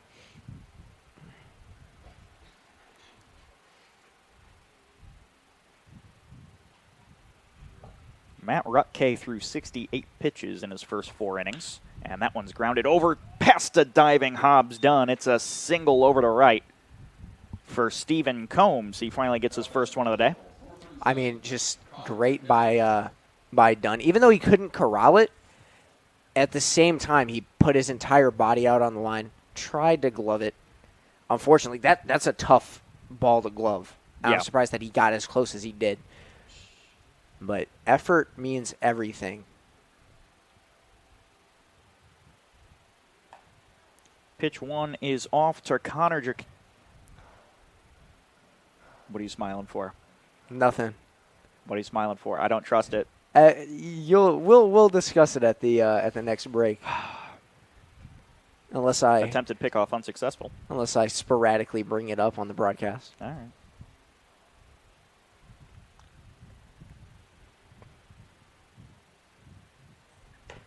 Ball 2 high and in. Is it Jerkatis? Yeah. Jerkatis. It's Jerkatis. We're learning for the first time, folks. Jerkatis. I've been calling him for Jerkatis the past 3 times we've seen him.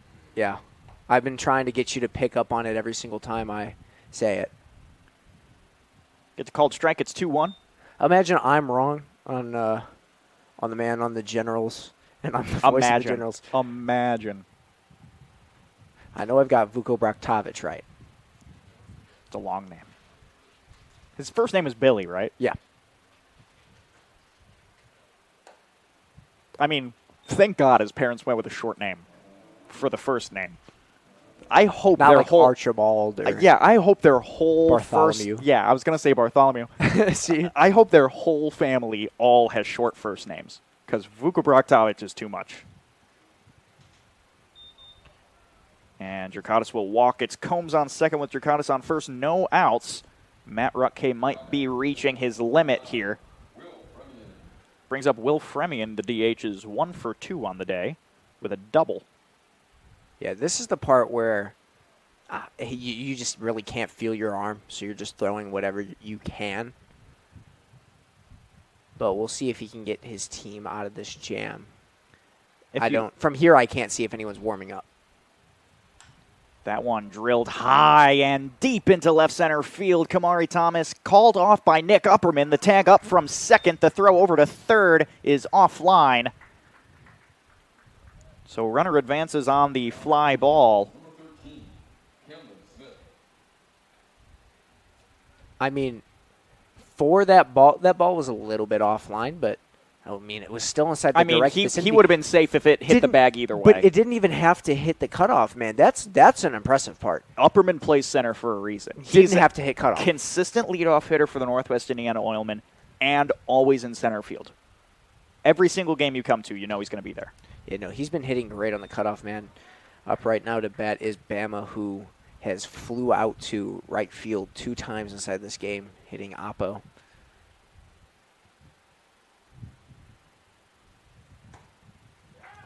Took a big hack at it. Yeah, as we were saying earlier, if you don't take him out early enough, he's going to have a hard time placing those pitches, and when you leave an off-speed down the middle, it's when you get sent to the creamery.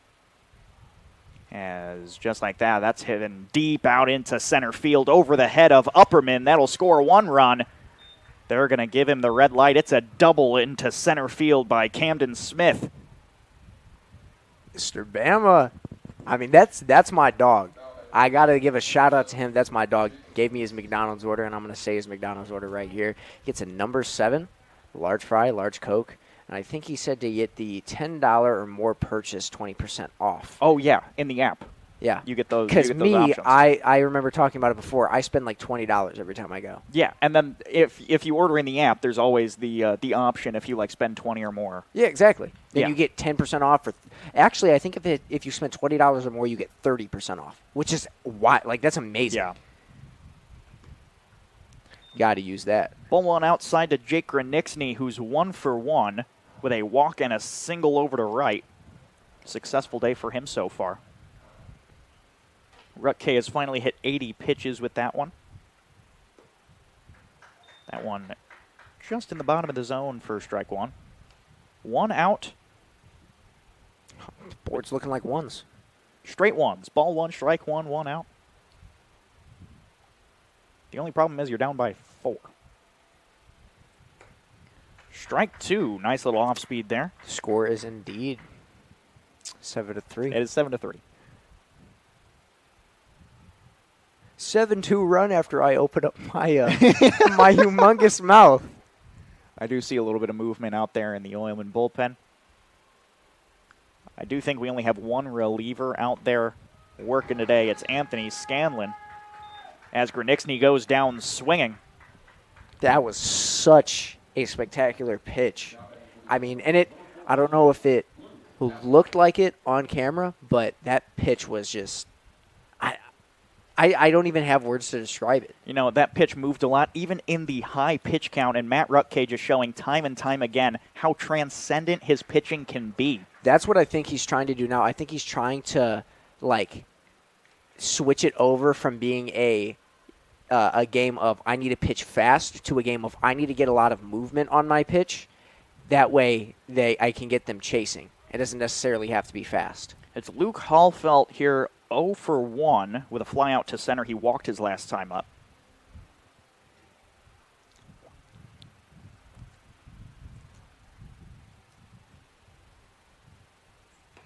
Swing and miss. He might be able to get his team out of a jam. I'd be impressed. One pitch away from, I mean, just getting that adjustment for movement on his ball. Even then, his pitch count for the inning isn't that high. He's currently at 18. Max Miller going to call time. I think there's going to have a quick chat here. I think Rutke's done after this one. Yeah, I think he's done after this one. Most likely. What I think would be, I honestly think here they're killing time. Yeah. Like, Rutke just needs a couple more seconds before he just throws these last 4 or 5, or hopefully one more pitch. But needed to give his arm a short break before he started throwing these last ones. He was really hoping to get into the hundreds in his pitching today, as that one's fouled off. Looks like he'll either end up in the high 80s or low 90s. I think he might. I think he's going to stay in the 80s, actually. You know, it's still a day to be proud of. Yeah. Of the 3 runs, 2 of them were earned, but, I mean, when you throw 5 innings, and his ERA is already low enough. Against a team that's been heating up. Yeah, against a team that's been doing quite well. Count now 2-2. That had a lot of movement on it. And if I was a pitcher, I think I would value movement more than speed. I think personally, I would be more of a speed guy. Like, if I can throw a 100-mile-an-hour fastball, you're done for. Just outside with that fastball. Count goes full. My thing is, if you can see that ball and you think you can hit it, you're going to swing at it. If that ball's coming in at 100 miles an hour, they can start catching up with it and start making contact. I think you underestimate how fast 100 miles an hour Oh, no, I is. know how fast it is. And that's a grounder over to Garnica. The throw to first is in time. And Rutke gets the Oilmen out of a jam. Still a 4-run lead when we come back for the bottom of the Miller Lite 5th inning here on the Region Sports Network.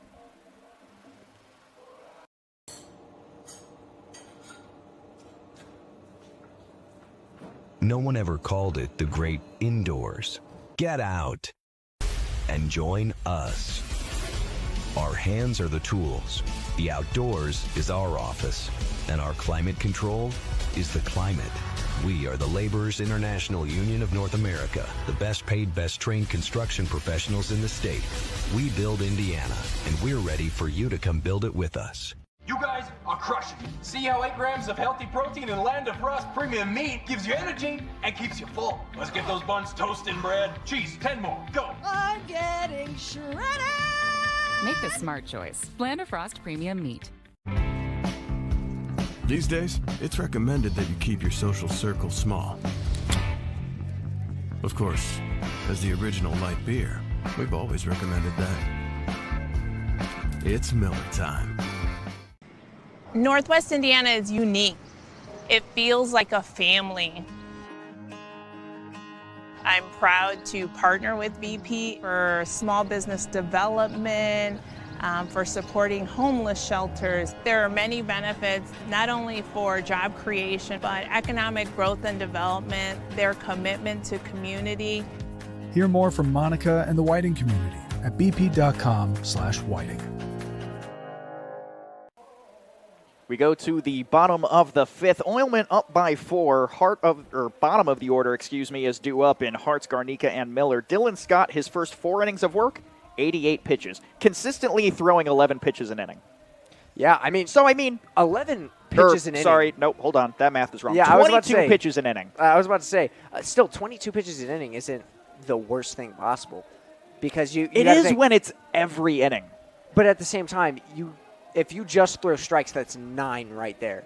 So he's thrown just a little bit more. He's had great innings followed by tough innings, and that's why his pitch count is so high. But I don't think that 22 an inning is terrible. However, it is terrible when I believe they only have one backup pitcher. So if you only have one replacement, 22 pitches is not great. If your relief pitcher comes in now, you have to trust he's going to throw 4 good innings. And if he doesn't, you're screwed. Especially inside a game like this. Like, you need to have great pitching, great fielding, and great hitting if you are the Generals and you want to stay at least somewhat alive in this ballgame. Indubitably. It's Ryan Hartz now up for the Northwest Indiana Oilmen, 1 for 1 on the day. Indubitably indeed.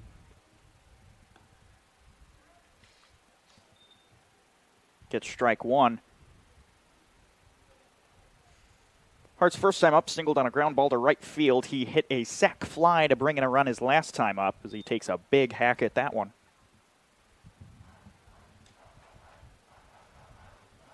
Reminder that the 5th inning of Oilman Baseball is brought to you by our friends at Miller Lite, who also make our other favorite product, hard seltzer from Topo Chico. Sponsoring tonight's Mexican Heritage Night, as that one is out in shallow right field. Got to cover a lot of ground. It drops. It's fair. They call it foul? I don't know about that. Did they call that foul? Did they call that foul? It looked. Dude, no shot. Fair. No shot. I wish There's not a good enough replay on our cameras. I wish we could get an instant replay. There's not a good enough camera even for the shot. I just saw it back on our stream. The camera's too low to catch it out there. That's actually frustrating. From up here, it did look like it was a fair ball. That looked on the line to me. And it doesn't have to touch the line. I saw green. Well, no, the edge of the ball is allowed to be over the line, even if it's on the right side of the line. I didn't know that. Yeah, that is. Oh wait, if it's on the line at all, then it's fair. Right. If it's basically it's like the hover. Like if the ball is hovering over the line when it hits the ground, like the edge of the ball that isn't in the air. Yeah. Yeah. No, that was. I got to give a shout out to our public address announcer. I hate to cut you off here, James. That's he fine. just played 3 blind mice. Fitting. Because the umpires are 2 blind mice. As he hits another foul ball there. I mean, it's not really like you have an excuse. I don't know who the field umpire is, but he's literally right there on that first base foul line. He had the prime look at it. And from up here, we saw green. Or at least I know I did. 7 pitches into the at-bat. It's 2-2. I'm in the mood for some milk duds.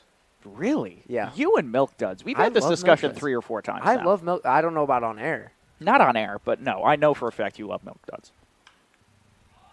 Hartz puts that one high and shallow left center field. Shortstop Mangano makes the grab. And finally, 8 pitches in, we get the leadoff hitter down. I don't know about you, Seth. A little bit off topic of the broadcast. I cannot wait to go back to college. I'm missing school. Yeah, I miss school. For those that don't know, me and Seth, or Seth and I, go to college together at Indiana State University. But I can't wait to go back. I'm getting an apartment, It's gonna be fun. I'm gonna have an apartment with one of my good friends. A lot of my best friends in the world work at the radio station that we both work at together. So I've been missing them pretty bad these past about a month or so that we've actually been out of school. I don't know if you're in the Uncut group chat. They were saying who wanted to play, I think, golf. I do not play golf, and I'm Neither also do I. not in the group chat for Sports Extra. Oh, you're not on Uncut. Wow. I think I hosted Uncut one time to fill in for Owen. That was it. Really? Yeah. No, they were. It was me and Tommy Devine. They were saying who. I love Tommy. They were saying who wanted to dog. play. Who wanted to play golf, and I was sitting there like, even if I was in Terre Haute, that's still a no-go. Gavin Garnica puts a bobbler down the third base line. He'll reach on the infield single. I like to call that one a swinging bunt. I was going to say that. If you weren't going to say it, I was going to say it. I was going to say, that was practically a swinging bunt. Just a slow roller. Nothing more you could ask for. That's a great single. Max Miller 0 for 2. He's had a rough one today, guys. Lined right into Dylan Scott his first time up, and his last time up was a fly out to center in a very big situation where he could have brought 3 runs in. I mean, that fly back to the pitcher, that fly back to Dylan Scott is. There's nothing you can do to help that. There's the glove nothing. was in the direct Nothing vicinity. you can do. Ball outside, and that is a stolen base for Gavin Garnica, brought to you by BP for maximum speed and efficiency. Look to BP and Whiting, an energy company with a purpose. It looks like their legs might be faster than the throw of the ball because, I mean, we've seen so many steals in this league, and I don't know if I've seen somebody get caught stealing yet. Or no, I think we have. I think it was the first. Or no, it's my team anyway. The Generals, for some reason, had a big thing this year they don't send guys from first to second, but they send guys from second to third. And they keep on trying to steal third all year, and they keep on getting tagged out at third. And Max Miller wears that one and will take first base. That's the third hit by pitch from Dylan Scott today. It's about time to take him out, even though It's time. He's at 104. And especially after you maybe wait till the end of this inning. I believe he just dropped the ball. This is not the same Dylan Scott that we saw glove a ball that came off the bat at like 100 miles an hour. He's done. He's at 16 pitches on the inning. He's at 104 total. When you surpass 100, you just kind of pray that you can get through the inning at that point. Yeah. And there's still 1 out with 2 on. Hopefully a double play here for the Generals as Upperman back at the top of the order fouls that one off. No hits so far for Upperman today. Struck out, hit by pitch, and flew out. I mean, I don't know what the exact hitting numbers are for the total teams, but I don't think that this has been a necessarily high-hit game. And I think the Generals may have more hits. I could be wrong. But which team has more hits on the day? Yeah, on the day? Yeah, the Generals have 1 more hit. And they are down by 4. Jeez. I think that just goes to show the pitching difference that we've seen today. As that one is hit over the shortstop's head. Upperman gets his hit for the day. Runner rounds third and heads home. The throw's in time, and they will not attempt the tag. And the run scores. So Upperman finally got his hit on the day. I mean, and it's a nice one right there to add an insurance run to the board at this point in the game. The pitcher's tired. You're going to have to sub him out. It looks like Vuko Braktovic is getting up. No, he just sits back down. Standing up. I don't know if it's a discussion. If it's there might be a bit. Oh, yeah, it looks like he's done. Dylan Scott's day is going to end. Glove on. A little early. 107 pitches for Dylan Scott. Gave up 7 hits and 8 runs. 5 of those runs were earned. We're going to take a quick break here on the Region Sports Network. When we come back, we'll tell you all about the new pitcher.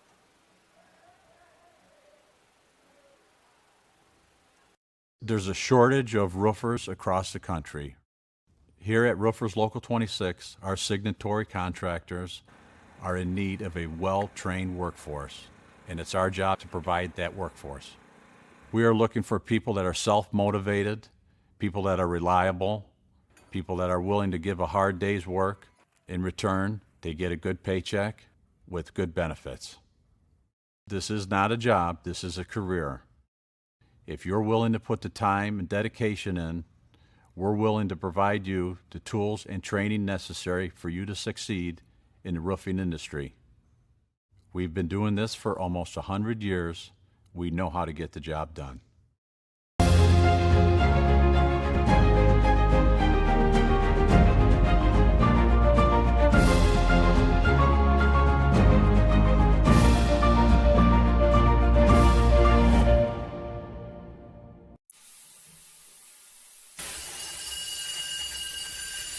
When you're done watching your workdays go down the drain, get out and join us. Out here, we don't scrub, we screed. The only drying is cement, and it's okay if things get dirty. We are the Laborers International Union of North America, the best paid, best trained construction professionals in the state. We build Indiana, and we're ready for you to come build it with us. New pitcher on the mound is Vuko Braktovic. Vuko Braktovic. That's his. That's just his last name. By the way, his first name is Billy. His name is Billy Vuko Braktovic. Yeah, got to get used to saying that. Kamari Thomas, grounder over to the second baseman. They might turn too early here on the first pitch. They decide not to go to first, and that's a force out. So, funny little story. I think I've mentioned this on a broadcast before. I don't think it was on an Oilmen broadcast, though. I reached out to all the players on the Vikings before the season started. and I asked them base questions like, what's your favorite snack? What's your favorite seed flavor? Blah, blah, blah. Like, I like barbecue a lot. But, like, you know, what's your favorite seed flavor and everything?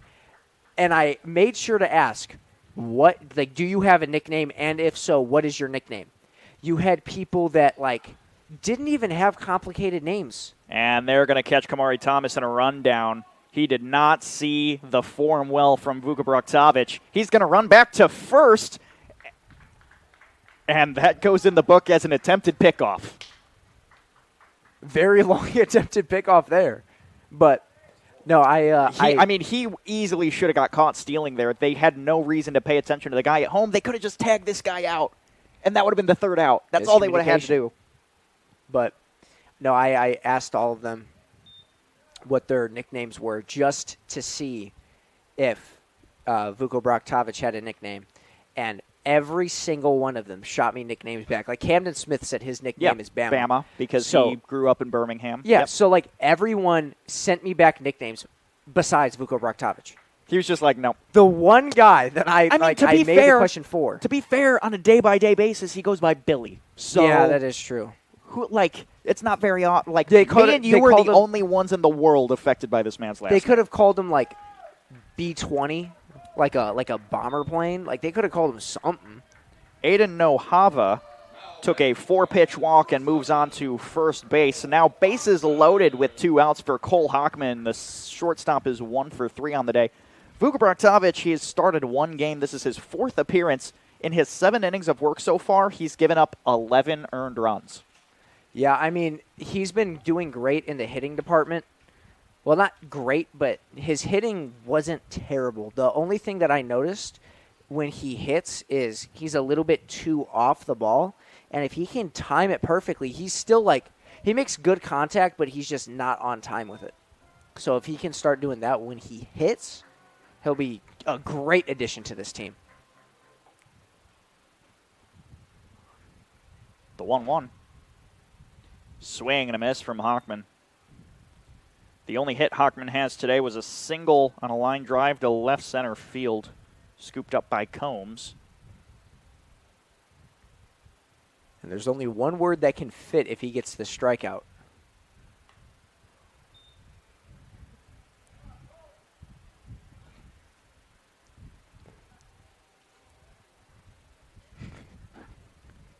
Two with 2 outs.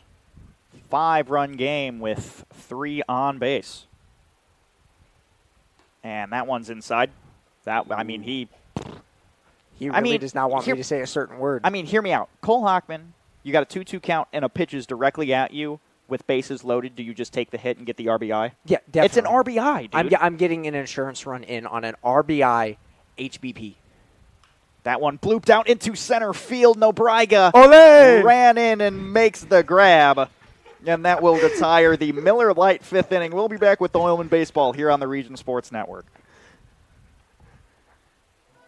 We don't go to the office, we build it. This is a truism with Ironworkers Local 395 and the Northwest Indiana Contractors Association. Our goal is to exceed our customers' expectations. We provide a skilled, OSHA-trained, drug-free workforce, as well as many other certifications from our 4-year training program. Every time you hire an iron worker from Local 395, you should feel confident that you are receiving highly trained, highly skilled, and drug-free journeymen and apprentices who take their job and your project seriously. For more information, contact us at 219-763-7900 or ironworkers395.com. Who is the IBEW? We're the people who bring the power to your home, the ones who make sure your phone calls and internet keep speeding along. We build things like schools and hospitals. We bring the biggest shows and sporting events to the world, keep America's railroads on the right track, help cities, states, and the federal government work for you. And we proudly build products made in the USA.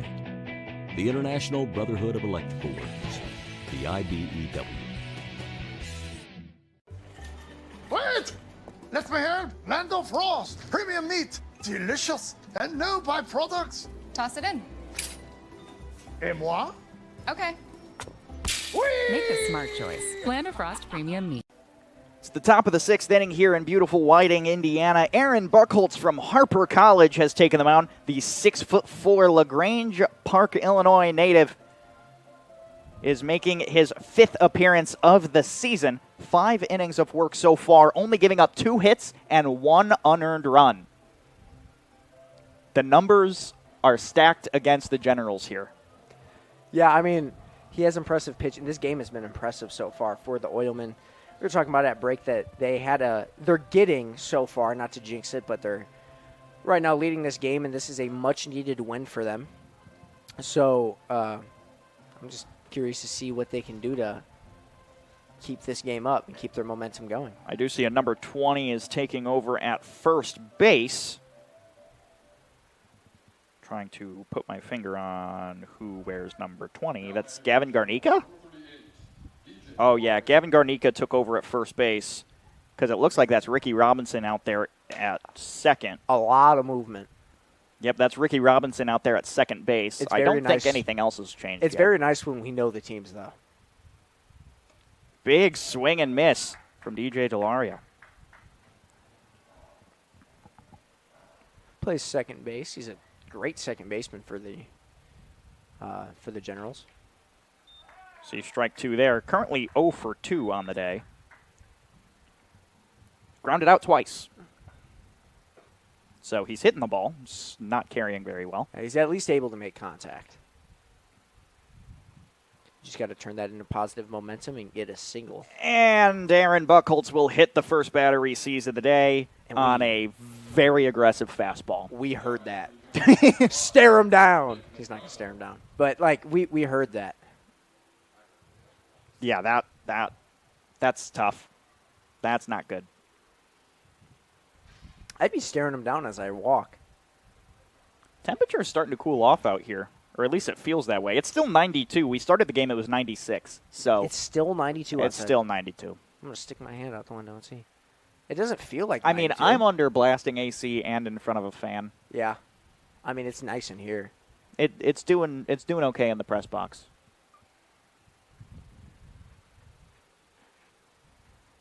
Nick Mangano 2 for 3 on the day. Sees ball 1. Do you think you could strike me out?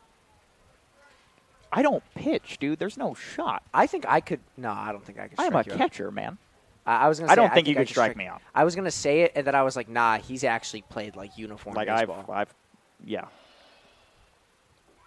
CJ Coop. I have traveled. I taught him a little bit on how to play baseball because he said he's never played it before. And he was throwing me pitches, and I was missing all of them because they were such, like, outside and low and high, and I just had to start swinging at everything. And a hit by pitch on the second batter of the day. 2 HBP in the first 2 plate appearances. Aaron Buchholz needs to Just take a deep breath at this point. I don't even know what you do when you, in 6 pitches, hit 2 batters. Like, how do you even approach this situation? You have to follow it up by a strike. I don't know what your mindset has to be, but I know you have to follow it up by a strikeout. Like, you don't have a choice. I feel like outs need to happen here. Luckily for him, as he gets him on a sword right there. Got him on a bad sword. Josh Nobrega, the right fielder. But luckily for him, there's insurance runs on the board. You're up by 5. But it's only the 6th inning. Not too late for anything to happen. Nobrega so far today has had the holy trinity of baseball outs. He's had the strikeout, the ground out, and the fly out. He had a little bit of everything. Sounds like me at a Thanksgiving dinner. Dude, I love Thanksgiving. I got to mention that now. I don't even know what that was. Like, it just came up at the top of my head. Sometimes, no, to be real, I don't even know what I say when I say it. It just, like, comes out of my mouth. But, like, I go to Thanksgiving dinner, and it is my favorite thing in the world. That's my favorite holiday. And looking K to Josh Nobrega. Now we finally record that 1 out. So, I mean, that is how you want to follow it. A looking strikeout. That means that your pitch was good enough for him to think, oh, no, it's not going to be a strike. And then it was a strike. So you threw a good enough pitch to get a batter out. And now Stephen Combs is 1 for 3 on the day. Good block by Miller behind the plate. I'm surprised Miller's caught this whole time. I feel like we would have rotated in Nate Brumfield by now, who hasn't seen any playing time. I saw him earlier before the game, and we were discussing potential words that I should be saying in the broadcast just to make myself a better broadcaster, and he said that I should find a way to incorporate the word sunburn because he went out swimming today out by his pool, and he lifted up his shirt, and his whole back was bright red. See, I hate sunburns. Sunburns are the worst. Looking K there, or looking strike there, my bad. 2-1 now to Stephen Combs. 1 for 3 so far today.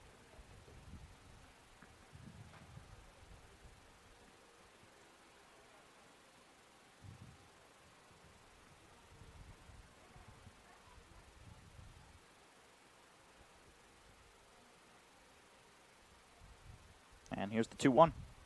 Swung on and missed. It'll even it up.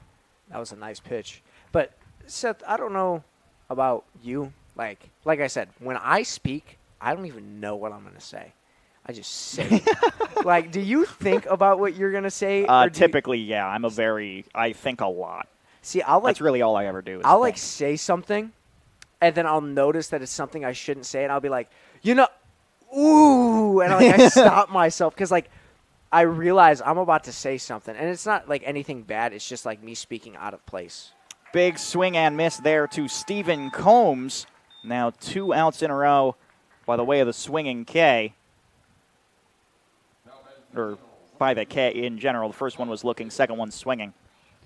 So this brings up Connor Jerkatis, the first baseman. Great follow-up. After you get hit by pitch, then you get 2 strikeouts. Called a ball, looking to steal third. They're going to call the tag safe. Not in time. Yeah, and Delaria gets a stolen base. The tag, he didn't slide, which, as a baseball player, makes me furious. Because in a close play at third base, to just run into third like that makes me very upset. Nick Upperman makes the grab there. It matters not, as the Generals unable to put any runs on the board here in the top of the 6th. We come back with the bottom right after this here on the Region Sports Network. There's a shortage of roofers across the country. Here at Roofers Local 26, our signatory contractors are in need of a well-trained workforce, and it's our job to provide that workforce. We are looking for people that are self-motivated, people that are reliable, people that are willing to give a hard day's work. In return, they get a good paycheck with good benefits. This is not a job, this is a career. If you're willing to put the time and dedication in, we're willing to provide you the tools and training necessary for you to succeed in the roofing industry. We've been doing this for almost 100 years. We know how to get the job done.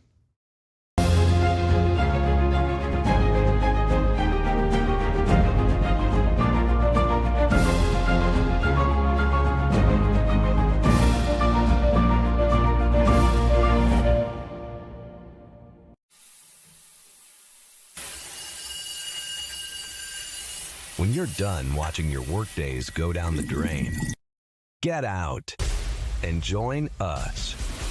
Out here, we don't scrub, we screed. The only drying is to mend, and it's okay if things get dirty.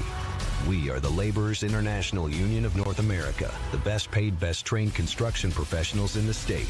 We build Indiana, and we're ready for you to come build it with us. We begin the bottom of the sixth with Luis Termero, 1 for 1 on the day. He's had a very interesting day so far, a single, a walk, and a sac fly.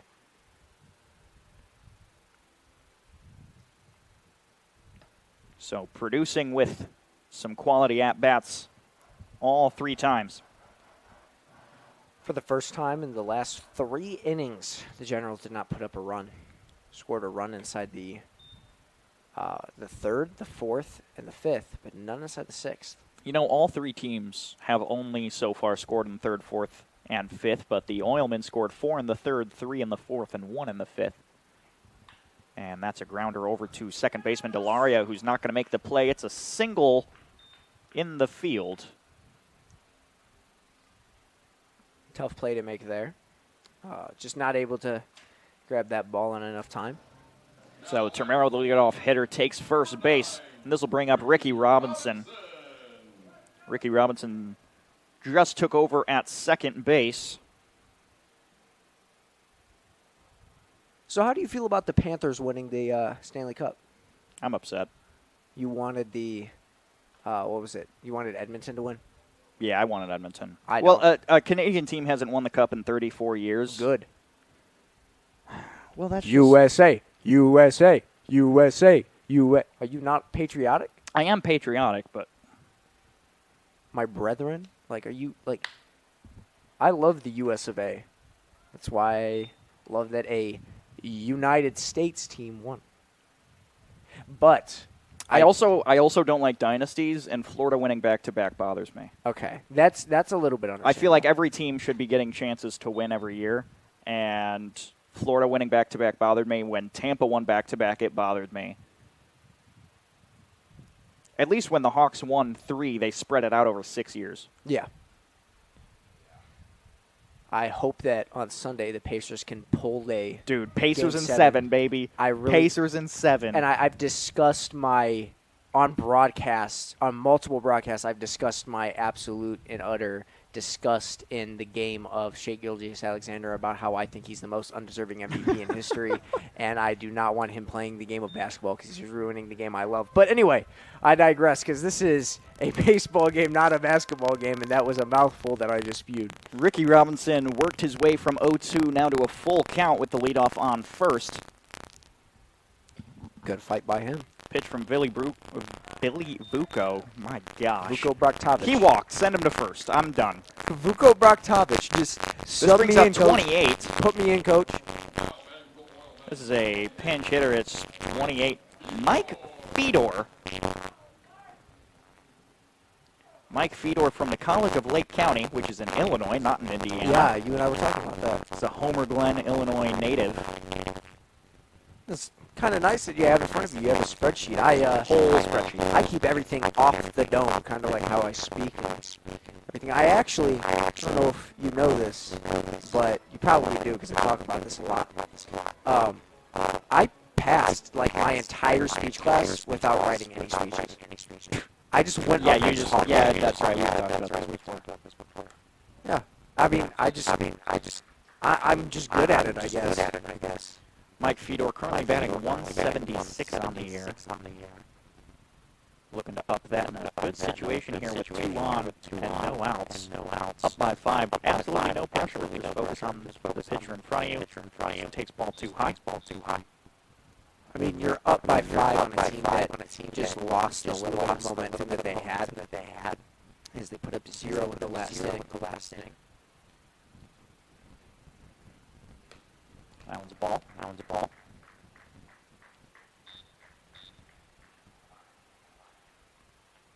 That fire's burning right. Yeah, that fire out there at the BP refinery. See it on the camera. It's about smack dab. Swing and a miss. Count those full.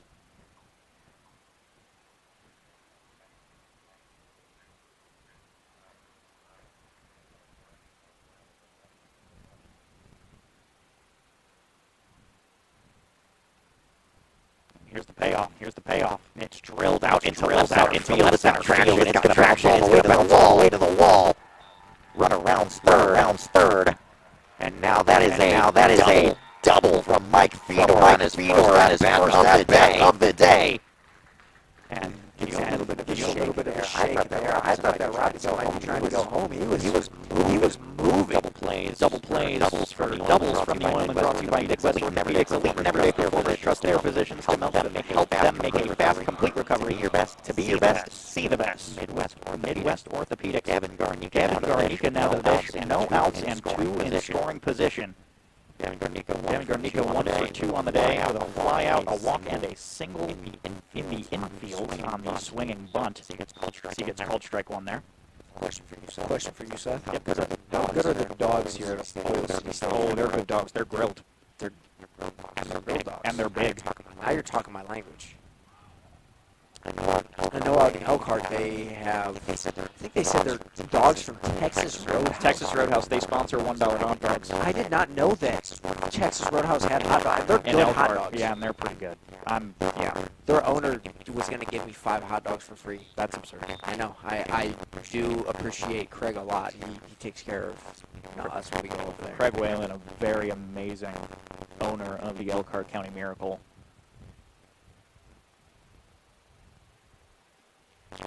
They've also got some good pretzels over there. I like the Elkhart pretzels. They have all nice food. They have pulled pork sandwiches. Yep. They know how to do their concessions right. Now their baseball playing, on the other hand, a bit of a different story. I mean, but they're still able to rack in people because they have good prices at their concessions. Yeah, that's very true. Everything like that. They have great, just I don't know how to describe it, but they have very interactive things. And that one fouled off out of play once more. Garnica's really fighting.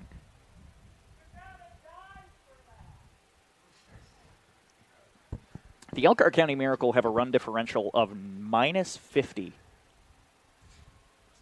I just have a quick question. Why didn't he dive for it? As a fan shouted out in the audience, you got to dive for it. Yeah, that's superfan Mike Jones. That's how it be. And liner, it might land fair. Nope. It's foul. That one's foul for sure. That's definitely a foul ball. If that was a fair ball, oh my. That's scoring goodness. 2. That's scoring 2 all day long if it lands fair. That's scoring 2, double, maybe a triple. I don't know how fast he is. I don't know if Gavin's I don't know how fast he is, but I definitely a double. That one's high, working that count. 7 pitches so far for the full count now. I'm glad I did not take up our, or I'm glad that you didn't take up our bet, actually. We almost had a bet for 5 push-ups per run. And if you notice the scoreboard, the score is 9-3, so I would have had to do 3 times the push-ups. A fan caught that foul ball. I would have caught it. Oil City Stadium still doesn't know how to clap on time. It's better, but still not good. Garnica, after working the pitch count, pops that one up. And that out retires the first out of the inning after all that time. After all that. A run scored. There's 2 in scoring position, and now there's 1 out to the 0-2 Max Miller, whose last time up he was hit by a pitch but is lined out and flew out. And that's a ball 1 high.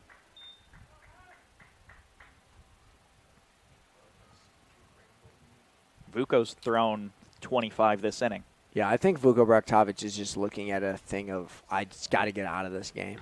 Max Miller lines that one down the left. It's foul. That's unfortunate. That's 2 batters in a row now who have had a perfect, just such a good hit down the line, and it's just a foot away from scoring runs. As I believe it, yeah, I would say he's your buddy too. Owen Pulley. Love Owen. You know what? We run a show together, yeah. You know what he calls foul balls? What? Very long strikes. That's actually pretty good. I like that one. The 1-1. Fouled up over the press box.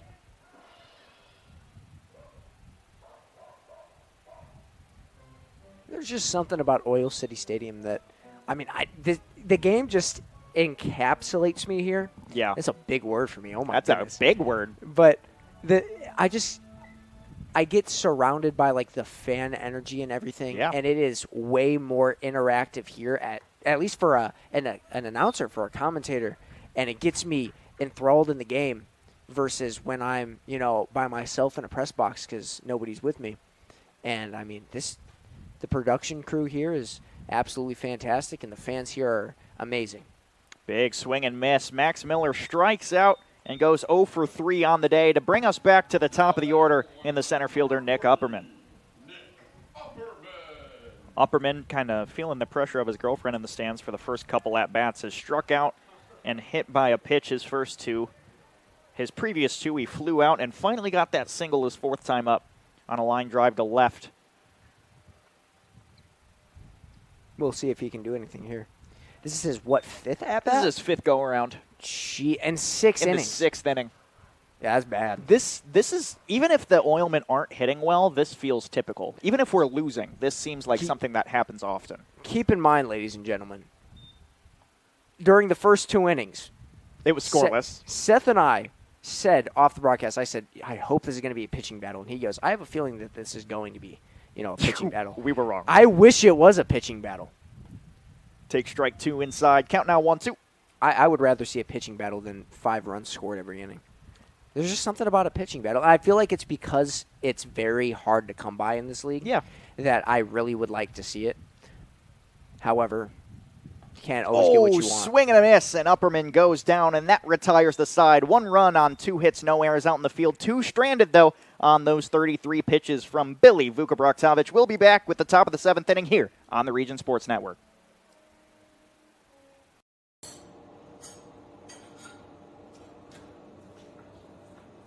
No one ever called it the great indoors. Get out and join us. Our hands are the tools. The outdoors is our office. And our climate control is the climate. We are the Laborers International Union of North America, the best paid, best trained construction professionals in the state. We build Indiana, and we're ready for you to come build it with us. You guys are crushing it. See how 8 grams of healthy protein in Land of Frost premium meat gives you energy and keeps you full. Let's get those buns toasted and bread. Cheese, 10 more. Go. I'm getting shredded. Make the smart choice. Land of Frost premium meat. These days, it's recommended that you keep your social circle small. Of course, as the original light beer, we've always recommended that. It's Miller time. Northwest Indiana is unique. It feels like a family. I'm proud to partner with BP for small business development, for supporting homeless shelters. There are many benefits, not only for job creation, but economic growth and development, their commitment to community. Hear more from Monica and the Whiting community at bp.com/whiting. Top of the 7th as we get closer and closer to the stretch. Aaron Buchholz back in his first inning of work, only threw 18 pitches and forced those outs after hitting the first 2. A lot of commotion going on up here in the press box. I'm unsure of... The social media team comes in for the first time in 4 innings and is already bugging me. I wonder... I don't even know what the commotion was. I just heard a... I think they called Jovi by the wrong name.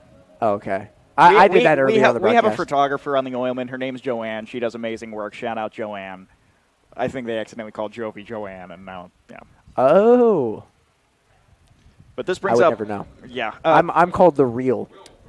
You are called The Real, because your email is Real James Chalice, but... Don't... I didn't look. That's not exactly what it is. There's other stuff in there. It isn't. There's symbols in there. I was careful. Make sure you don't dox me. I would never. James is going to get swatted tomorrow. Will Fremian, the DH, is 1 for 3 on the day. He has a double, a ground out, and a fly out. That strikeout will give him the Holy Trinity there.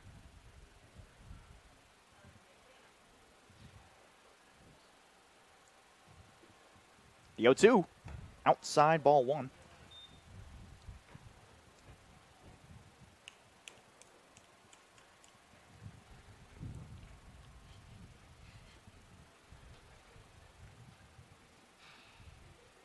That ball is inside.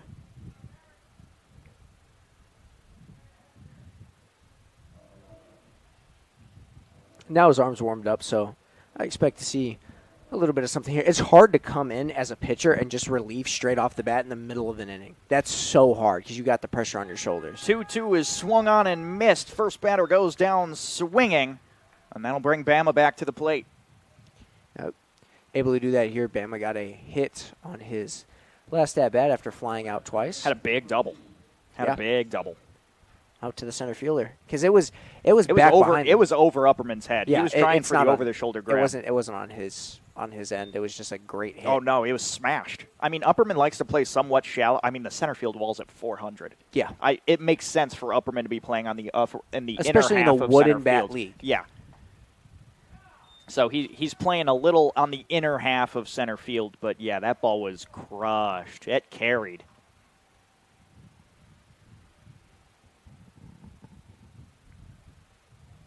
The 1-1. Drilled over right into the glove of Ricky Robinson at second base, and that records the second out on 8 quick pitches.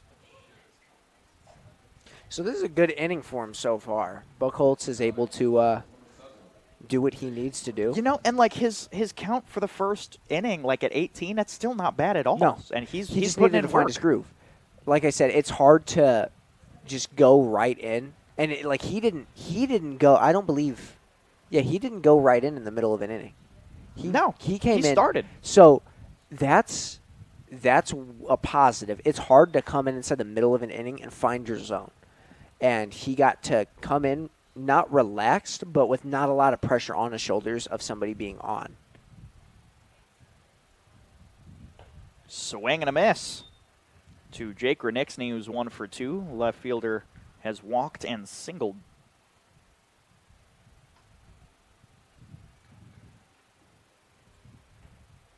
The pitch is down the middle, called strike 3.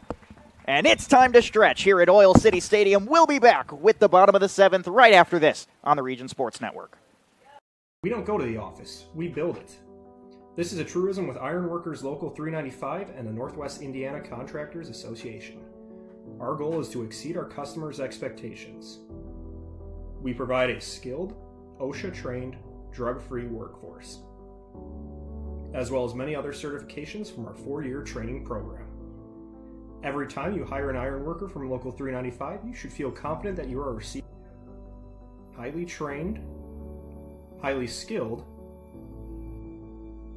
and drug-free journeymen and apprentices who take their job and your project seriously. For more information, contact us at 219-763-7900 or ironworkers395.com. Who is the IBEW? We're the people who bring the power to your home, the ones who make sure your phone calls and internet keep speeding along. We build things like schools and hospitals. We bring the biggest shows and sporting events to the world, keep America's railroads on the right track, help cities, states, and the federal government work for you. And we proudly build products made in the USA. The International Brotherhood of Electrical Workers, the IBEW. Wait! Let me help! Land of Frost! Premium meat! Delicious! And no byproducts! Toss it in. Et moi? Okay. Whee! Make the smart choice. Land of Frost Premium Meat. Welcome back to the bottom of the 7th inning stretch, finishing up here at Oil City Stadium. Vuka Broktovic still out there on the bump. 9-3, 6-run game. And the press box has gotten a little too wild for me. It's a little too wild for my liking, James. Yeah. I'd rather have a wild press box, though, than a dead one with me being the only one in there. Can't stress that enough, man. So now we're 4 runs away from potentially going home early with the 10-run rule, and Kamari Thomas is going to lead things off here, taking ball 1 outside. He's 2 for 4 on the day, hailing from the alma mater. What? Did you say we're how many runs away? 4. Oh, okay. I heard we're 2 runs away from a 10-run rule. I was like, look, 11 is not 10 more than 3. I feel like I'm pretty good at math. Well, I mean, you don't have to be good at math to know that 13 is 10 more than 3.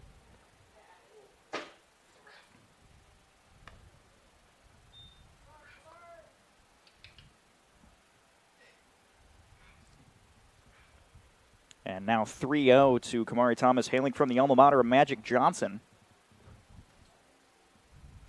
Take strike 1 down the middle, did not get the green light on the 3-0.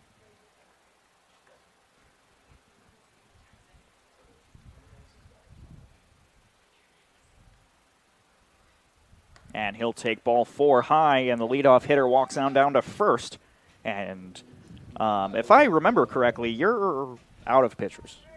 Yeah. You're out of pitchers? Yes, indeed we are. I think that the Oilmen are the only team that actually has good pitchers on them, though. Aiden Nohava now coming back to the dish in the 3-hole. The third baseman flew out his first time up to center. Since then, 3 walks. Takes ball 1 there. I'm sure he's going to be upset if he gets a 4th. Vuko's pitches slowing down a little bit. Nohava. Well, would you be upset if you got walked 3 times? I'm not, And go 0 for 1 on the day, I guess. But I'm not the broadcaster for this team, so I don't know what his play style is. I know there's a lot of guys that put it over the left field wall. That's his play style. Oh, so he's the homer. He's hit 2 in his 3 games so far as an Oilman. Okay, so he's Homer Simpson. Got it. Because I respect guys that sit there and they don't swing at pitches if that pitch is outside and they get walks. But if I'm the dude that if I'm going to be hitting nukes like I'm Barry Bonds. I'm not going to be wanting to take walks. No, of course. So I get what you're saying now. And especially yesterday, the Oilmen only lost by 1, and we would have lost by a lot more if Aiden didn't put that homer over the left field wall. Yesterday was the Vikings. Really? Yep. Have they lost to the Elkhart County Miracle yet? Not yet. Only lost to the Generals and Vikings. Generals once, Vikings twice. So he might be a little bit mad here because he just got walked again. Free base is a free base. We come to Cole Hockman, who's 1 for 4 on the day. Pop out, reached on an error, singled down the line to center, and then lined out to right. He's hitting Oppo a lot. And that's a grounder over to the shortstop. Kamari Thomas will reach third. The throw to first is in time. It's a ground out, but the runners advance, and now 2 are in scoring position with 1 out. That was a nice throw right there by Nicholas Mangado. Kamari Thomas did a nice little job of shuffling in front of the ball, trying to throw off Mangano's path to it. That's not batter interference. It's not. He didn't touch him. Not anything. Well, even if he did touch him, if you are running and you found your base path, you have every right to stay inside your base path. So if you run into him, it's... But also at a certain point, you're the force out, so he could just throw it to third. So it's a weird balancing act, and I think Thomas found it. It's just unfortunate the speed that the ground ball was at. Yeah. Ripped foul on the left line by Termero. Yeah, that was a zipper. Termero now in a 1-1 count. 2 for 2 on the day. Hit a sac fly, 2 singles, and walked. Very productive day for Termero. Potentially somebody we look to DH more often on this Oilman team. Here's the 1-1. Swung on and missed. So, Seth, did you eat lunch today? I did not. You did not. Neither did I. Lunch. I ate sunflower seeds for lunch. I ate at like 10:30. That's not lunch. That's not really lunch, It's like though. high school lunch. But still, I had orange chicken. That is, like, by the way, the worst thing. I don't understand why high schools do that. When I was in high school, they were like, I don't know about you, we had a block schedule. And we didn't do block, but... We had a thing where it was like, on Monday and Friday, I ate at like 10:30. I ate lunch. And then on like the rest of the days, I ate at like 1250. Termero drilled that one all the way out to left field down the line. It looks like it's going to score 2. Termero reaches first on a 2-run single. He goes 3 for 3 on the day. That would have been 55 push-ups for me, by the way. I think Termero's going to end up being the player of the game. Bit of a spoiler alert here, but he's smacking that ball. Wind is blowing heavy once you get up top. It looks like it stopped blowing in from right field, and now it looks like it's blowing directly right to left. Yeah, it's just blowing straight. It's not. So now the right-handed hitters are getting a little bit of help here. Ricky Robinson, no official at-bat today. He did walk his first time up, so he's gotten a plate appearance under his belt against Vuko. And seeing the pitch as well if he was able to walk his first time.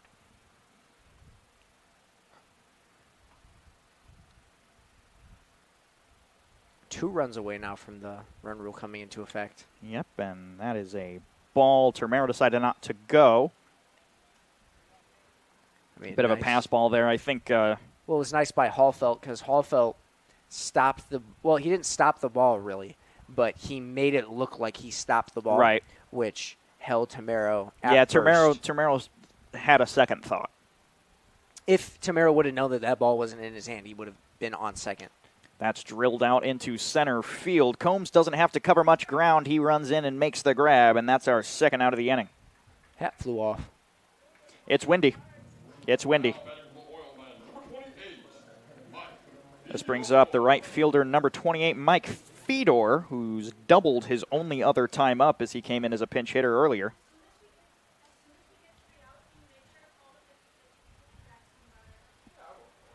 We're almost at the 8th inning, bud. That scoreboard is looking like origami. And that's going to be strike one on the outside corner.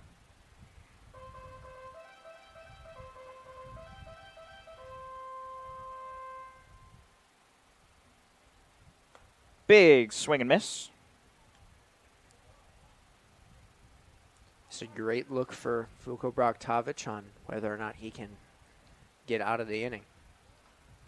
Now 0-2 on Fedor with 2 outs. Inside ball 1. Or, I mean, he could just put one over the wall and just call it a game early. Yeah. I mean, this game does look out of reach. It would be a miracle of a comeback. No Elkhart if they could, if the Generals could lead a charge to come back. Gets ball high there, evens it up at 2. Vuko 23 pitches into the inning, 67 total. He's pitched 2 1/3 innings.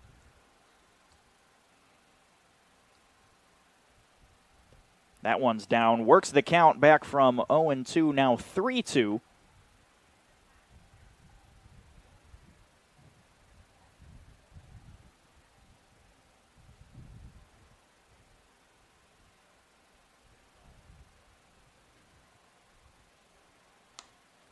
Oh, called strike 3 on the outside corner. Fedor doesn't like the call, I don't know about that. But it wraps up the 7th inning, and the Oilmen are up 11-3. 2 innings of play left when we come back on the Region Sports Network.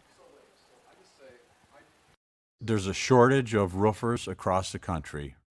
Here at Roofers Local 26, our signatory contractors are in need of a well-trained workforce, and it's our job to provide that workforce.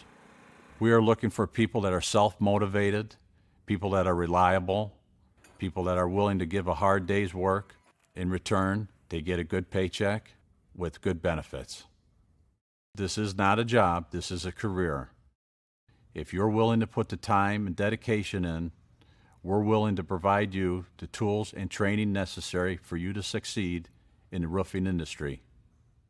We've been doing this for almost 100 years. We know how to get the job done.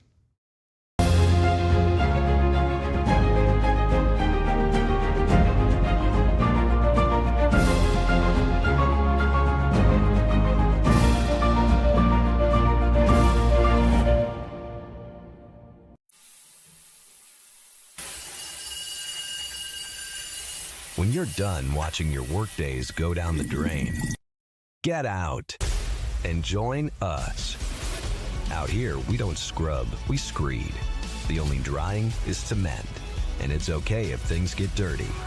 We are the Laborers International Union of North America, the best paid, best trained construction professionals in the state.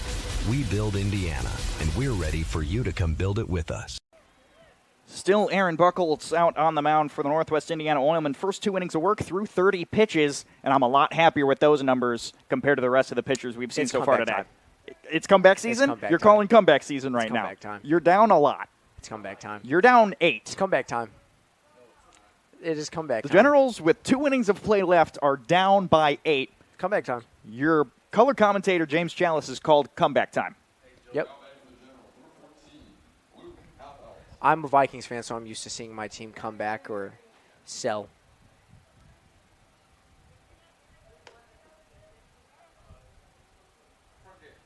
My team usually does stuff like that. I believe you're a Blackhawks fan more than anything. Correct me if I'm wrong. And here's the 0-1. And I don't really watch hockey, so I don't know if the Blackhawks are one of those teams that are like that, where they constantly will be up and then they sell, or they'll be down by a lot and then have a comeback that's crazy. We get one solid inning or one solid period of game pretty much every game. That's how it goes. Okay, that's how it's been for the past 2 or 3 years or so. Okay, that's the Timberwolves. That one popped foul. It's Luke Hallfelt at the dish. 0 for 2 on the day. The catcher has flown out and grounded out. Second time up was a walk. This is now his 4th time around here in the top of the 8th.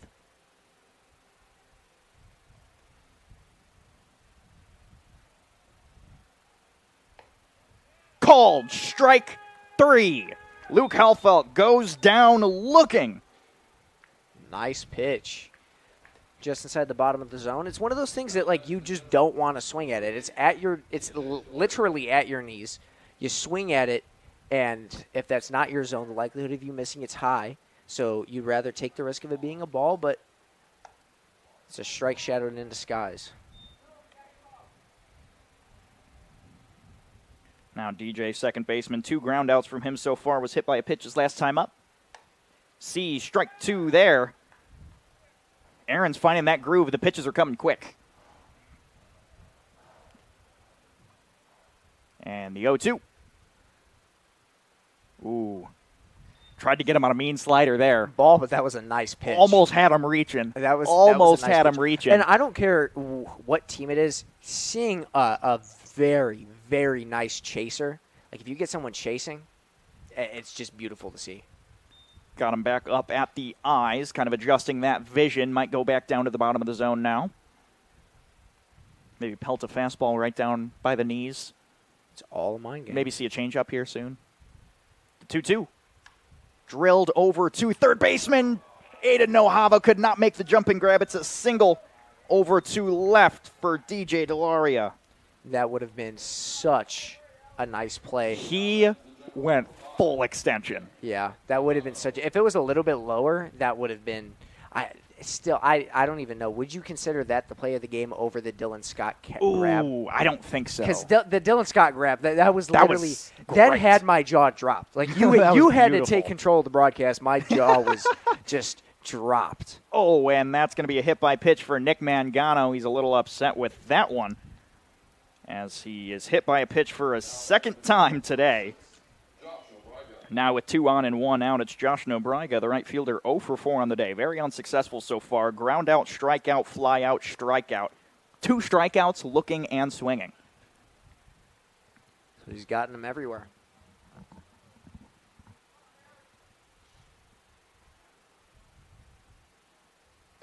Big swing and miss for strike 1.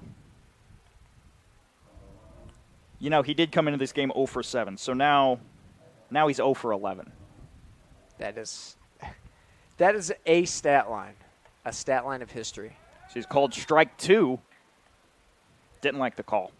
No, but that pitch was fastball in on the hands. You're never going to be happy if it's called a strike. Well, yeah. There's no way you take it. Exactly.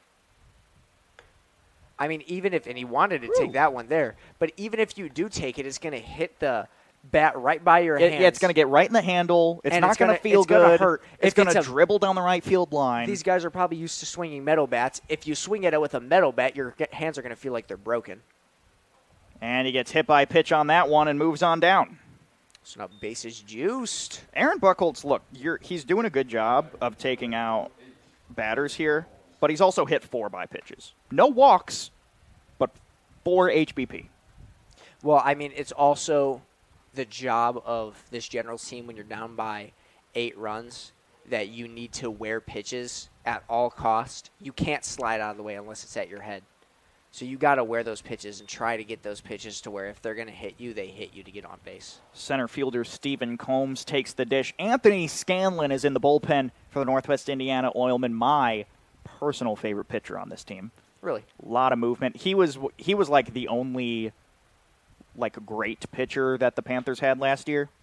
He has been in the league since before it was the Northern League. He's been here 6 years. Wow. Has played on teams that don't exist anymore. Wow. This was the Midwest Collegiate League at the time when he He's joined. A veteran. Dude is 25 years old. 25 and already a vet. Wow. 25 years old. I'll give you more of his stats when we come back. It looks like he's going to close things out for the Oilmen, probably in the top of the 9th. Most likely. Unless they have to bring him in early if Buchholz can't hold his ground here. Buchholz might just be saying, hey, my arm doesn't feel great today. And yeah. I just want to go sit down.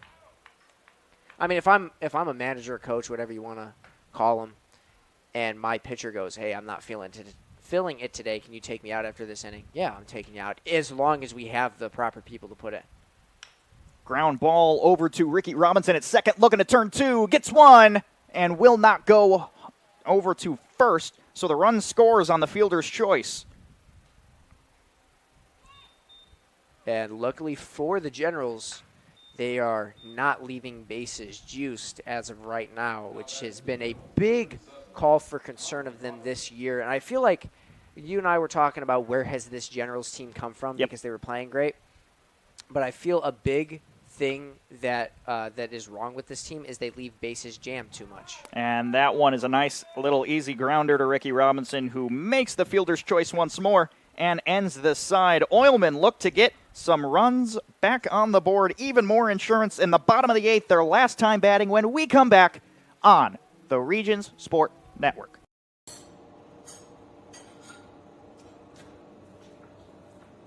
No one ever called it the great indoors.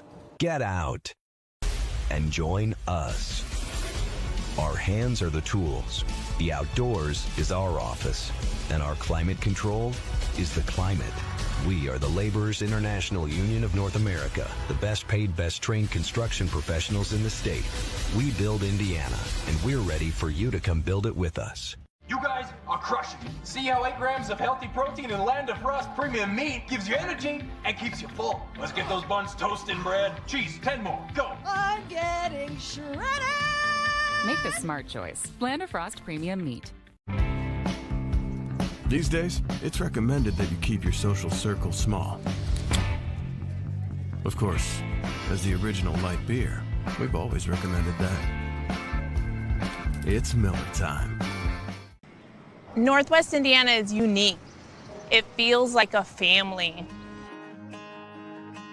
I'm proud to partner with BP for small business development, for supporting homeless shelters. There are many benefits, not only for job creation, but economic growth and development, their commitment to community. Hear more from Monica and the Whiting community at bp.com/whiting. I don't like it. I don't know if it's the fact that you're down by 7, but you're being quite hostile to my boys right now, James, and I don't appreciate that. Hey, it's comeback season. Sure thing, buddy. I'm just saying that it's comeback season, Robbie. It is comeback season. I hope it is not 14-4. I hope it is 12-11 with the Generals winning this ball game. Everyone doubting them. It's comeback season. We get pinch hitter number 25, Alonzo Rigoza out of South Suburban College. I will say, Seth, if the Generals do lose, Seth would have jinxed the broadcast. He said at the beginning of the game. And that's a ground ball over to the shortstop Mangano. Throw to first in time. He said at the beginning of the game, in this league, when you put up the first run, I said usually. I said usually because I did mention the time that we were get a fact down. check that? I said usually. Did he say usually? Because I also mentioned that time that we were down by 7 against Hammond and put 7 runs on the board in the 7th inning. Okay. Nate Brumfield now at the dish for the Northwest Indiana Oilmen. Finally getting that other catcher into the game.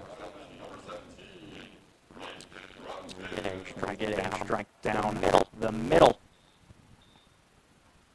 High and away, ball 1. Nate Brumfield currently batting 250 on the year.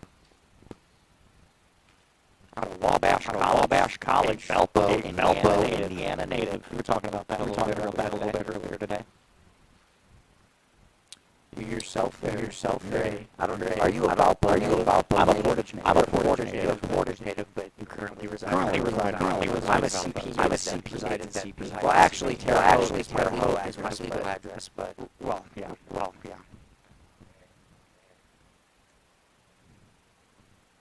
And here comes the 3-1. Fouled off.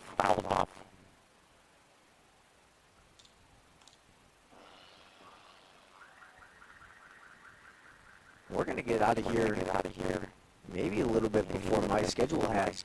I had us getting out of here at 10:30, 11 o'clock. And that'll walk him down to first. Time of the first pitch was 7:08. So we're sitting in a decent zone right now. Yeah, we're making pretty good time. That me getting so we're getting all the guys out now. We're filling everybody in. Nick Upperman is subbed out. We're at the top of the order with Adana Barca. How long does it take you to get back to Valparaiso from Whiting? There's a lot of road closures right now. My time at the minute is 50 minutes. It should be closer to 40. Oh, but you take a interstate, so you're able to drive 70. Yeah. Okay, I take 41 all the way down. Screw 70. If it's 11 p.m. and I'm driving on the interstate, I'm braking 80. Yeah, that's true. Well, 70 is the speed limit. Sure. That's what's advised for you. Right. Now, you can go 5 over without the police pulling you over. Right. Then you can go 10 over, 15 over. I actually got pulled over the other day. At nighttime, though? No, during the day. Yeah, because I was not on those, if I take 90 a lot.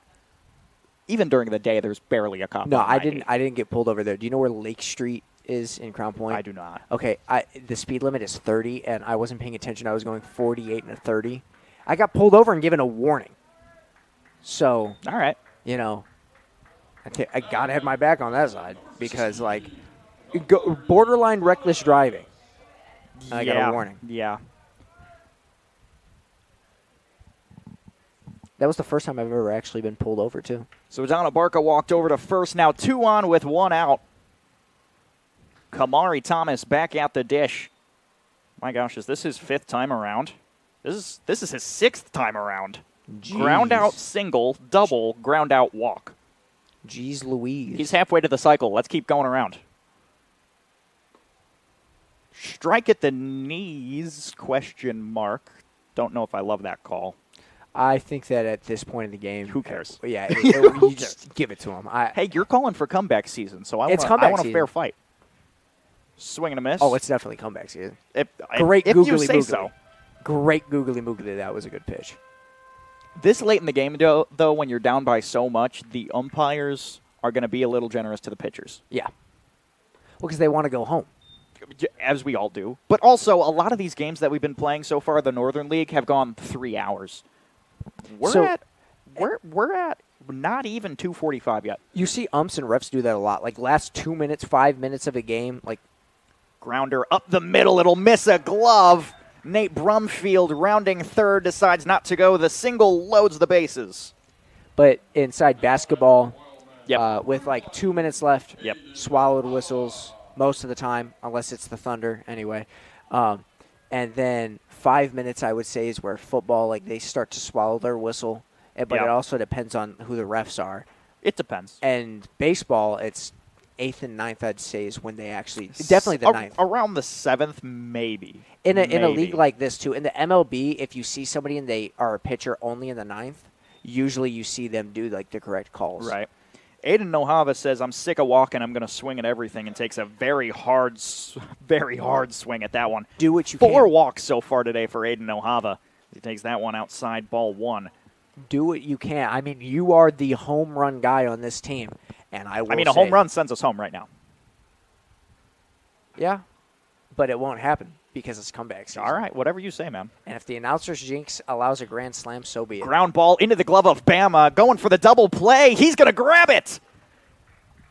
Comeback season. Camden Smith from third to first gets the double play, and that will retire the side. We'll be back with the top of the 9th inning. Last chance for the Griffith Generals here on the Region Sports Network. We don't go to the office, we build it. This is a truism with Ironworkers Local 395 and the Northwest Indiana Contractors Association. Our goal is to exceed our customers' expectations. We provide a skilled, OSHA-trained, drug-free workforce, as well as many other certifications from our 4-year training program.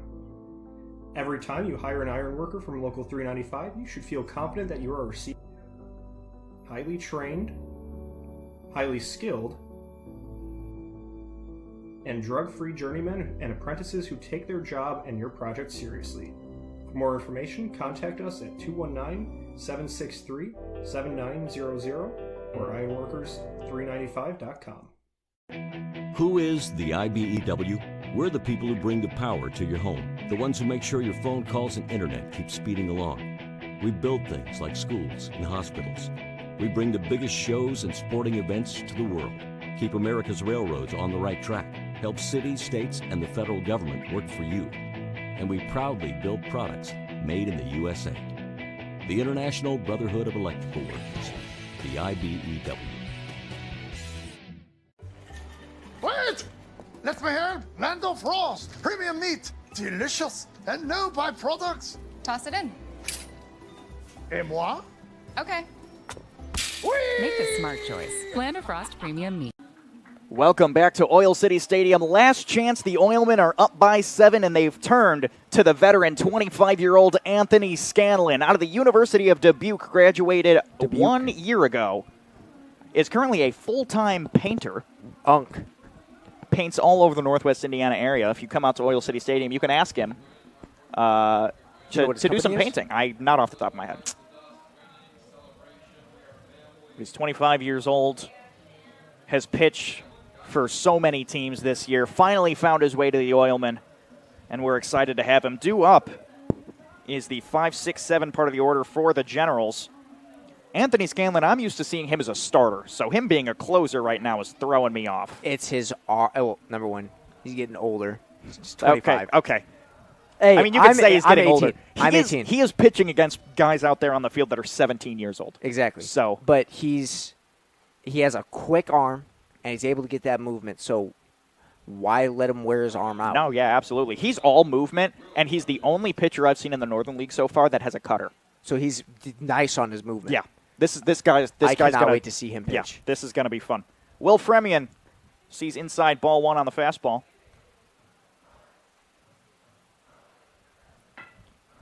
Taking over behind the dish is Nate Brumfield. A lot of defensive changes here. It looks like Adana Barca is taken center and buzzes the tower with ball 2 there, which means Nojava's at third, Hockman at short, Robinson at second, Rygoza now at first, although that doesn't look right. 25 Rygoza's not at first. That's a different dude. So I take it he 3 might there. be good, but you would not compare him to like 2016 Adelias Chapman. I see Nojava at first, Hockman at third. 25 is at short. That's Anthony Rygoza. Now we're good. Okay. Just a bit of an infield shift there. It's a 4-pitch walk to Will Fremian, the leadoff hitter. But who would you compare him to as a big leaguer? Scanlon, it's hard to say because I don't know exactly what his arsenal is. I just remember he has a slider or a cutter, and he doesn't have a ton of movement or not a ton of speed. Excuse me. Okay, so definitely not at Elias Chapman. No, like his fastballs aren't coming in that hot. Greatest closing pitcher ever. Oh, that one's drilled high into deep left field. Back at the wall. Gone. Camden Smith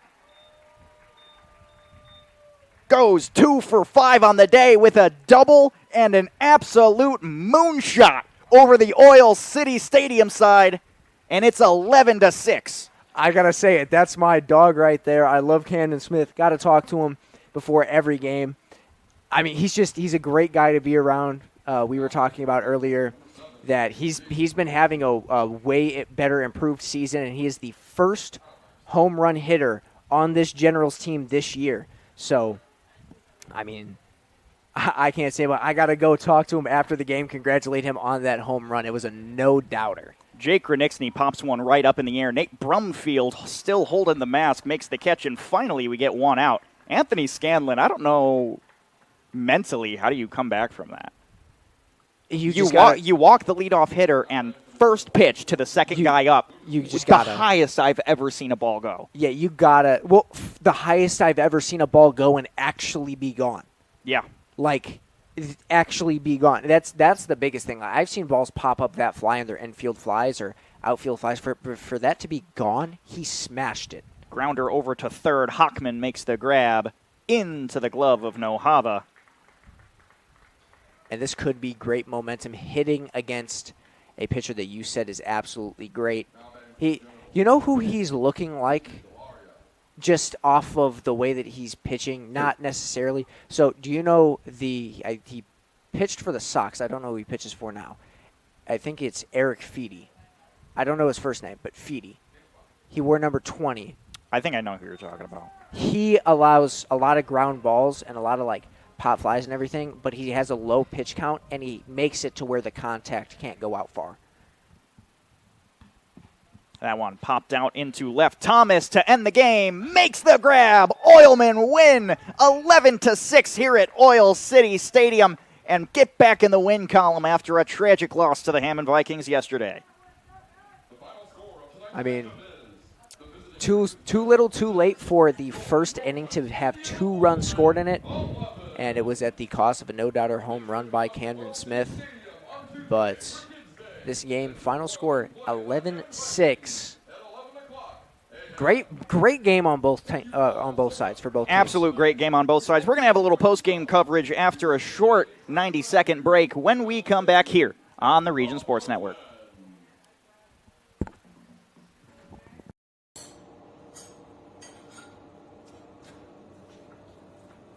No one ever called it the great indoors. Get out and join us. Our hands are the tools.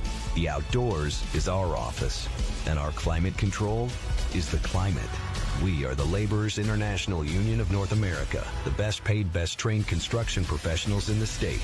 We build Indiana, and we're ready for you to come build it with us. You guys are crushing it. See how 8 grams of healthy protein in Land of Frost premium meat gives you energy and keeps you full. Let's get those buns toasted and bread. Cheese, 10 more, go. I'm getting shredded. Make the smart choice. Land of Frost premium meat. These days, it's recommended that you keep your social circle small.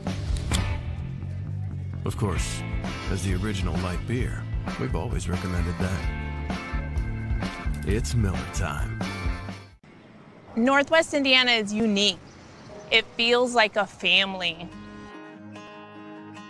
I'm proud to partner with BP for small business development, for supporting homeless shelters. There are many benefits, not only for job creation, but economic growth and development, their commitment to community. Hear more from Monica and the Whiting community at bp.com/whiting. It's the postgame show here at Oil City Stadium, and James' final box score from tonight's game for the Griffith Generals: 6 runs on 9 hits, 1 error out in the field, and the Northwest Indiana Oilmen 11 runs on 11 hits and also 1 error. A lot of times during these postgame shows, I look to errors out there in the field as kind of the difference maker here, but today that doesn't seem to be the case. No, I mean, just great, not necessarily hitting, but it was just lackluster pitching. Or I wouldn't even call it that sublime. Okay. I think that's a word that fits because the pitching wasn't awful. It was just the hitting was on target on both sides of the ball, but enough positioning was put inside effect by this Oilman team here at Oil City Stadium to get those runs up on the board. I will give the Midwest Orthopedics Player of the Game. The only way to ensure that you can be this athletic is with Midwest Orthopedics. Elite and everyday performers trust their physicians to help them make a fast, complete recovery. To be your best, see the best. It goes to Luis Termero, the designated hitter today for the Northwest Indiana Oilmen. 3 at-bats, 1 run, 3 hits, and 3 RBIs, and 1 walk. There was a sac fly in there, too. Fantastic day. 3 for 3, the sac fly. He's been trying to find that rhythm. He usually gets a hit. He's on a hitting streak right now. But to find 3 for 3, and usually a catcher sitting in the DH spot today, I think that might be where he's even more comfortable. Yeah, I mean, that way you don't have to worry about how you play, and your play performance doesn't impact your batting performance. So that could have been a real big reason on why he was able to hit so strong today, and that could have been, not even could have, that is probably one of the biggest momentum factors for this Oilman team and why they won this game today. Yeah, I think for the Generals today, it's more about defense, right? Because you look at 6 runs on 9 hits, and you say, that's a pretty good day in baseball, honestly, to have 9 hits out there and 6 runs. That some might consider that average baseball. Yeah. Against the Oilman team, though, it's not enough. This Oilman team's too much of a powerhouse. This team in the Generals, though, does leave the bases loaded and leave runners on way too many times. I'm going to direct our listeners to the Northern 9 podcast, which is going to start after Tuesday morning's game out back at the office, because we're going to talk about left on base. Okay. That stat left on base? Are we going to talk about pitchers? We might talk about, we've got all the good stuff to talk about. Left on base is going to be a very big conversation. I know way too much about that. Especially with us calling for a Sycamore team, that's rough. 19-11. Before we sign off for the night, James, is there any last things you want to say? I just think that this was an amazing game. Go Generals. Go Generals. That brings us to the end of another exciting game here at Oil City Stadium. Tomorrow, your Oilmen travel to Elkhart to face the Miracle. First pitch is set for 2 p.m. Eastern.